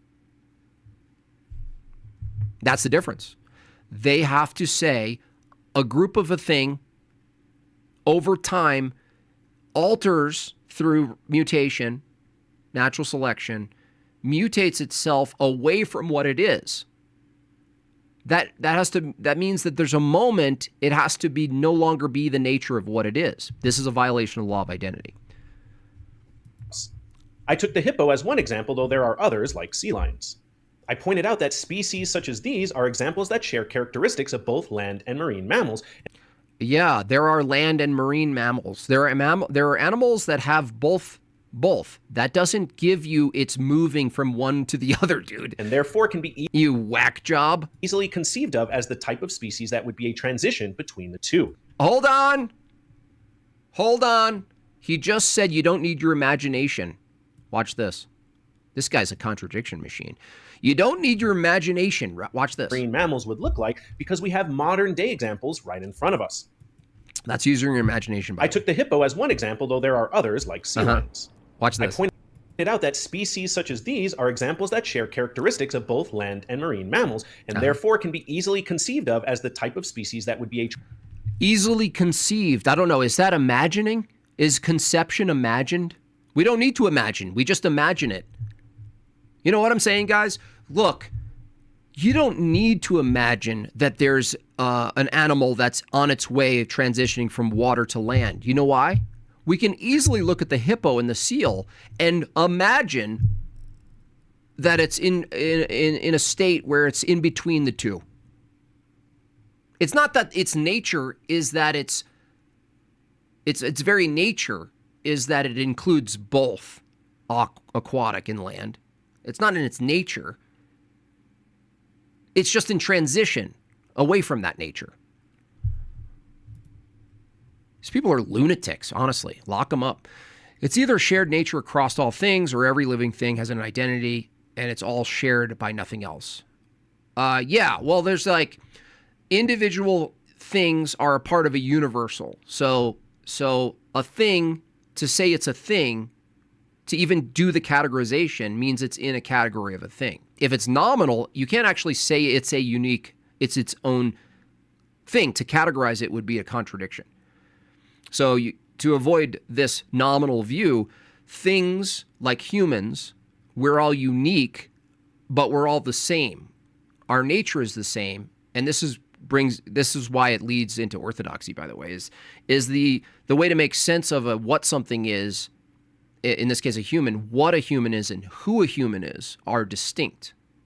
The essence, the nature of the thing, and who, energy, the personhood of the thing. Even you don't grant personhood in the same way to an animal, but even that has its universal whatness, and then it has its own idiosyncrasies. Like dogs have, we could perceive a personality, to be very liberal about it. The way it operates. But the way it operates, Cha, is completely proper to what it is. The way a liver operates is proper to what a liver is. The way the brain and the heart, these are proper. Their behaviors are proper to what they are. They're inseparable. But there is a unifying thing of all things. That's not to say everything is one thing, though. This gets into a deeper philosophical question of one and many things. But every living thing, if it does have an identity, it's in a category. if there are no categories and they're all illusory, then there is no such thing as a thing. You can't point to an apple. You can't possibly say that's an apple. That's a category. That's a particular that needs to be understood in a category. So, anyway, good question. Transition between the two. What clever and astute insight did Jim Bob have as a retort to these examples? No, that's presupposing they're in a transition, you dipshit. That's exactly what I said. These people are actual lunatics. We are observing a hippopotamus. It's literally in between becoming a mammal, a land animal, and a water animal. See it happen. See what it's doing. See what it's doing. I'm not wrong. See it. Look at the hippopotamus. It's in between being a water and land animal. It's literally in transition. It's trans. It's a trans hippo. I'm hilarious. Jim Bob has to offer is superficial rhetoric. No, dude, I just rhetorically annihilated your assumption. Notice how you didn't come back and say, no, I justify that it's in transition because of X, Y, Z. No, you just stated it's a trans hippo. And I go, you don't have any reason to believe it's in a transition, dude. It's no wonder he's Jay Dyer's #1 fanboy. Jim Bob doesn't make arguments, he just engages in ad hominem attacks and... Oh gosh, cope harder, dude. You're the one who just said if we look at a hippo and a seal, we can imagine that it's in transition. I just told you don't have any reason to believe that, and now you're coping. Empty rhetoric. In fact, I think the only thing made by Jim Bob are ad hominem fallacies and shitty philosophical inferences. The only claim Jim Bob made in that clip that even remotely addressed my point about the hippo is when he said that my use of the hippo as an exemplification of a transitional species presupposes that the hippo is in fact a transitional form. But no, Jim Bob, you're incorrect here. Shocker, I know. My exemplification of the hippo was not proffered with the assumption that the hippo is in fact a transitional form. Recall that my original point regarding the hippo was in response to Burkhart's claim that he couldn't possibly imagine what a supposed transitional form in between land and marine mammals could look like. Yeah, why would we assume that's what it would look like? You still didn't answer the question. Why would we look at a hippo or a seal and assume that that's what a transitional form would look like without question begging? Still waiting, bucko. And you just admitted it's all imaginary. The thing you're trying to disprove, right? Oh, we don't need imaginary. By the way, we can imagine. No. Burkhart's still right. You don't have any reason. Because by the way, under the evolutionary view, everything would be in transition. Everything you conceive of, you couldn't falsify the idea that it's in transition. Every single thing you look at in nature from this view, you couldn't possibly say that it was or wasn't. You wouldn't have any criteria for it, that it was or it's on its way or it's changing or it's not, or what it would look like in between things, right? It's nonsense, dude. What it would look like. Yeah, it could also be that, guess what? A hippo could also be what it looks like for a hippo to always be a hippo.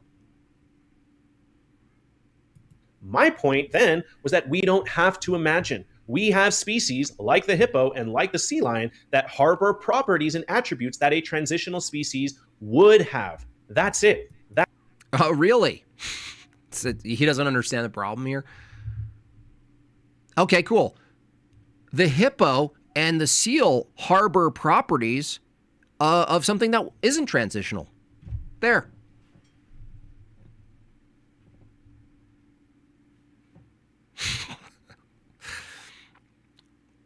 Hey, see how you can't disprove me? Look, I just said the opposite. The hippo and the seal, based on what it is and what its nature is that it's for the water and the land. It's adequate for water and the land. That's in its nature. Guess what? Those are examples of animals hosting properties that aren't in transition.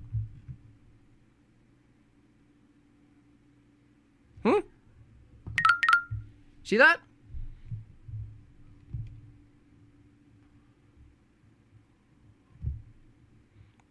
Well, that's a question I would ask him. By saying hippos have properties that would match something in transition, How would they determine when it wasn't the case? With the same data. With the same data. That's the argument. And Jim Bob couldn't grasp it. I just grasp it. The argument isn't your assertion isn't an argument, dum-dum. It's just circular. Totally circular. By the way, listen, watch. Okay. Here's a hippopotamus. Here's a this is back in time. Back in time, there's something pre-hippopotamus that's not hippopotamus. And then there's something post-hippopotamus, way out here, right? In between. Actually, watch. Let me draw. Here, let me take this dum-dum down for a second. All right, watch. Whiteboard time. Let's do whiteboard time, okay? This guy needs chalk. I'll give him chalk. All right, watch. Okay. Hold on, erase. Well, that's too small. Too big, I mean. All right, ready?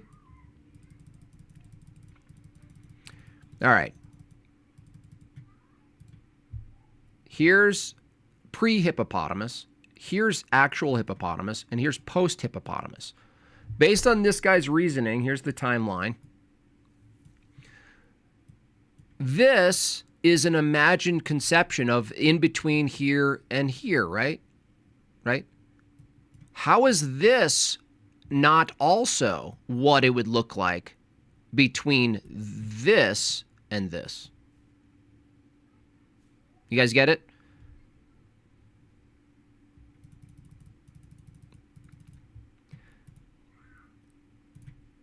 If this here is what you would imagine the transition would be between this land or water, let's say water, land, or vice versa. They don't have that down either. How do you know the vice versa? How do you know which direction, right? Okay. If this hippo, hungry hippo, right? See, I'm creative. I can't get away from drawing it. Here's the hippo. If this is evident of transition, what it could conceivably look like, transition, this is still in transition to this anyway. So how is it that this isn't also evident of a transition? That's the problem, you guys, is that no matter what point in time, all the way back, previous, you have to claim that it itself is actually in transition. It's actually in transition. The whole thing is in transition. So the thing is, transition doesn't require that it looks like in transition to begin with. That's why these people are nonsensical. They're insane. They're completely insane. Because transition itself doesn't require the imagery. It doesn't require that it looks like it's in transition, according to their views. That's why it's so broken. It mangles their brain, dude. The evolution perhaps is the single most effective mental, spiritual psyop on mankind that's ever existed. It's just so crazy. Jim Bob might be a moron. Yeah, what? Let's say I'm a moron. It still doesn't actually justify your position. What? Now, my last point of contention for this video is a point where Jim Bob accused me of being intentionally deceptive in my treatment of Burkhart's article. Jim Bob claims that I intentionally left off one of Burkhart's paragraphs because it supposedly would have been detrimental to my case. What we'll see, though, is that the paragraph itself is easily falsified, and Jim Bob's attempted defense of it falls short. Okay, Dave's Grundle. Nothing can be produced from a thing that is not contained in it. By this fact, every species, every genus, or every natural order develops within the limits proper to its bare fruits. Yes. What it does is proper to what it is, according to its own kind. Yeah, this is when we have nature and person. That our person is proper to our nature, our energy, the things we do, the thing we're capable of, the things we can't do. It's always proper to our nature. So he kind of, he calls it, if he calls it Platonism, it doesn't matter what the critique guy calls it. It's just that it's kind of interesting he left out the next paragraph, right? What happened, skeptical agnostic? Why did you leave out the next paragraph? Because the next paragraph is something you can't argue with without mangling your philosophy. Now, contrary to Jim Bob, I didn't deliberately leave off that paragraph of Burkhart's in order to be deceptive. Burkhart's article is 17 pages long, and I can't devote time to every single paragraph in the article in a video that's supposed to be about Jay Dyer. The paragraph simply wasn't germane to the point I was making. But now that Jim Bob brought it up, let's see how it actually embarrasses his position. So Jim Bob fervently affirms the notion, as Burkhart articulated in that paragraph, that, quote, nothing can be produced from a thing that is not contained in it, end quote. Interesting. I wonder if Jim Bob is familiar with humans who were born with tails. Oh my gosh, the tail argument? How did you determine that a human was born with a tail? This? By the way, even if you called that a tail, which is not, it's not a tail, but even if you called it a tail because it reminded you of a tail, even if that was the case, guess what? The human is still universally a human.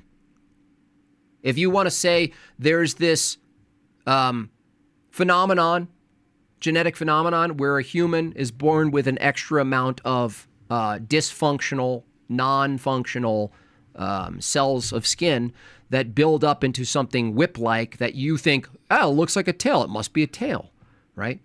As opposed to, look at what other tails are, right? Look at tails out there in nature. They're actually functional. They do things, right? Even that so, it doesn't matter. It would be in the nature of a human to be able to produce that interesting thing. It wouldn't change the nature of a human. It's so low tier, dude. You're not even critiquing. You're not even countering what I'm saying. It would be in the nature. Let's just grant it. Humans have tails. Just for the sake of the argument. Watch. If the human produces a tail, the guy, what was his name? Burkhart? I don't know his name. The philosopher in the paragraph, right?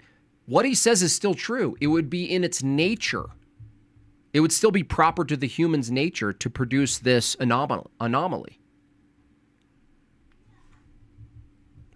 It doesn't change the fact that you have to hold that the human itself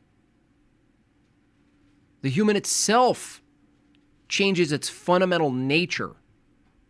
In case you were unaware, humans actually retain genes to produce tails, yet these genes are suppressed. But in some individuals, the tail suppression pathway fails, and they are subsequently born with a vestigial tail. Now, disclaimer, this is not an actual picture of a person born with a tail, obviously. I wanted to put an actual picture of an infant born with a tail, but I wasn't really sure how YouTube would look at that and whether or not they would take this video down. So go ahead and Google it yourself and take a look at infants that are born with tails. And in fact, in our embryonic development, everyone forms a tail with a... No, that's not a tail, dude. This is another thing that's hilarious about these people. In the embryonic development, the fact that the spine, because of the nervous system in its developmental process, develops and then informs essentially everything else, the spine has an end to it. So because spines have ends and they don't go on forever, they're tails. Because spines have ends, they're tails.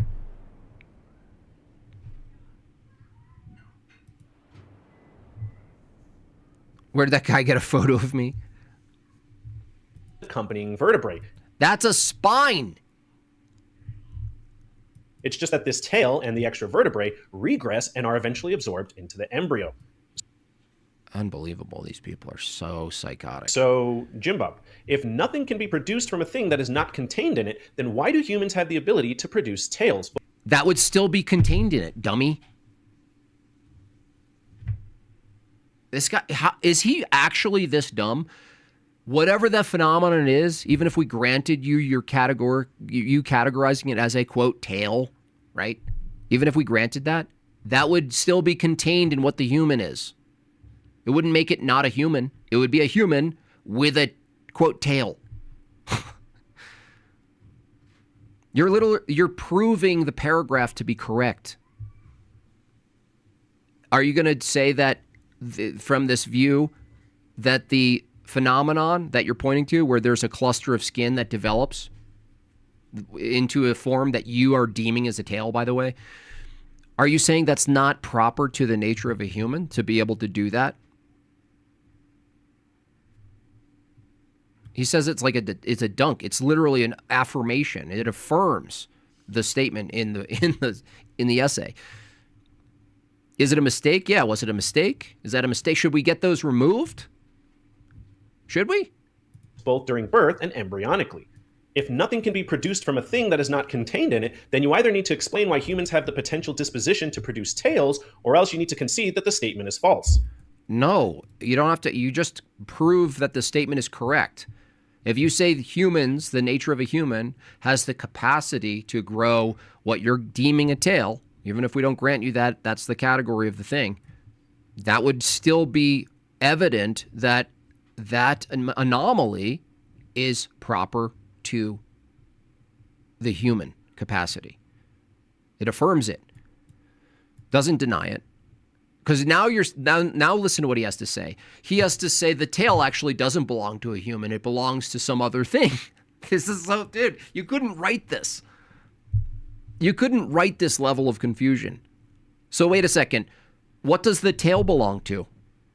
Such that the human is producing it outside of its own capacity. It's not a tail. It's just a log being dropped. That's funny. Yeah, of course you would see it that way.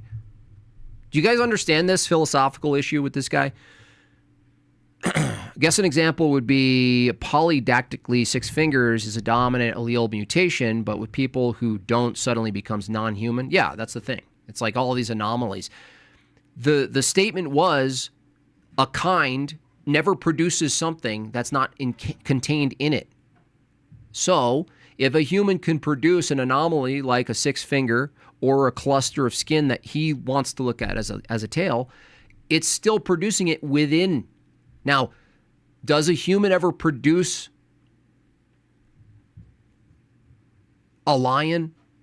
You know, does a human over time, even with these genetic mutations where he's suddenly producing a tail, does it ever produce in time, with enough time, a lion or something that's not a human? No, it doesn't. Your move. My move? Yeah. All right, that's the gist of Jim Bob's response to my video. Are you exhausted? Because I know I sure as hell am. Gosh, you're so gay. You know, what's interesting to note is that Jim Bob only got halfway through my original video, despite the fact that that day his entire live stream was over 5 hours long. He didn't even address some of the best parts of my video, in my opinion, regarding Jay Dyer's embarrassing argument against the existence of tiktaalik, his non-belief in the past existence of dinosaurs, and his laughable non-belief in heliocentrism. I mean, I guess when your entire live stream consists in 5 hours of ad hominem attacks and shitty reasoning, you get tired. Wow, you have AIDS. Now, despite the fact that due to the nature of Jim Bob's petulant response, I really have no respect for him as an individual. Oh no! Oh no, guys. He doesn't have respect for me. What am I going to do? However, maintain respect for the nature of intellectual discourse. Why? And during Jim Bob's response to my video, he did articulate that he would be interested in a debate. And I'm happy to say that I would oblige. And in fact, I think it would be trivial for us to debate the age of the Earth or the theory of evolution, especially given that neither I nor Jim Bob are geologists or biologists. No, I think that what we've seen is that the issues here are philosophical, and Jim Bob's worldview is really what needs to be challenged. So, Jim Bob, this is a challenge for you. If you would like to debate the truth of your Christian worldview, let's see what you got. The truth of the Christian worldview? As opposed to... Whew. All right. Whew. What I'm hearing from this guy is, should I call my elbow a knee given their shared rotational function? Yeah, your elbow's a knee. Your eye... your nostrils are buttholes. Do you guys know that your nostrils are actually buttholes? You guys didn't know that? Anybody? Do you guys know that? All right, everyone. If you made it this far, you have boatloads of patience. Thanks a lot for watching, and I'll catch you in the next one. He goes, I actually commented on this.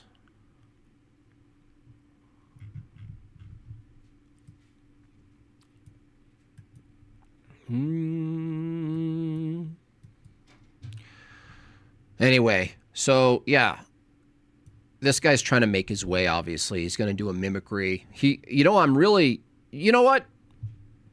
For the sake of nostalgia, because he left out his intro and his graphics, I don't want you guys to miss out on it, okay?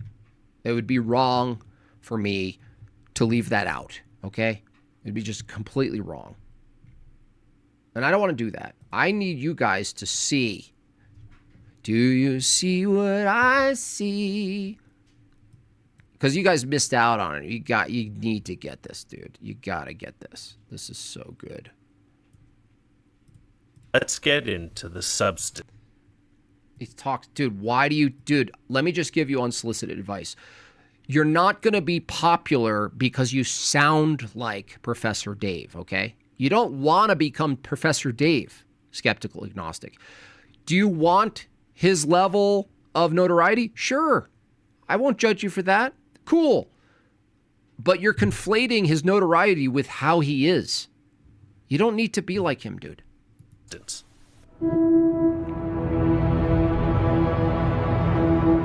Did you guys know that's a fart? Bro. Dude. Oh, there's so much wrong with it. It's so bad. Now, I won't subject you all to any more of this guy. Terrible. Terrible. We'll probably be seeing more of this guy, though, unfortunately. It's just so bad, dude. If I could change anything about him, it wouldn't be educating him. It wouldn't be, anything like that. It would just be, don't talk like Professor Dave, dude. Please. If there's anything you have control over, which you do, you're clearly imitating Professor Dave. Just don't do that, dude. Please. Please. Please don't do that.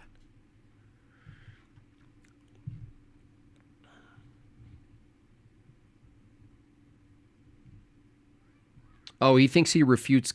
Dude, this guy thinks he refutes transcendental argument.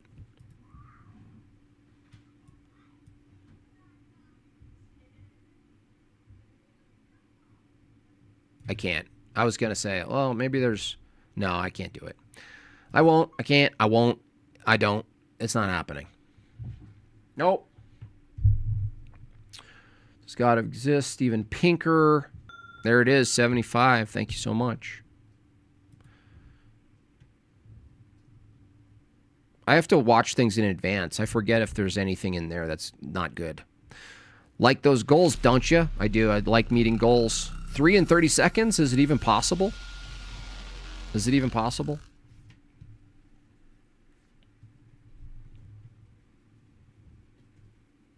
It might not be possible. Oh well. Can't win them all.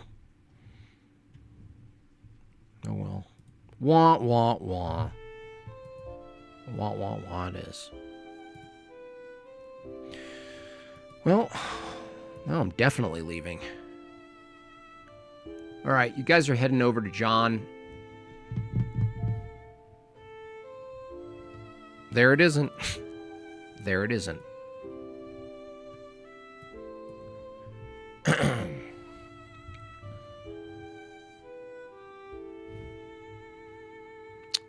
All right.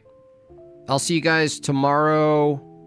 For now, I'm going to go make stuff and eat lunch. Good luck the rest of your day. I'll keep you guys posted on the class, and I'll see you all tomorrow. Aight?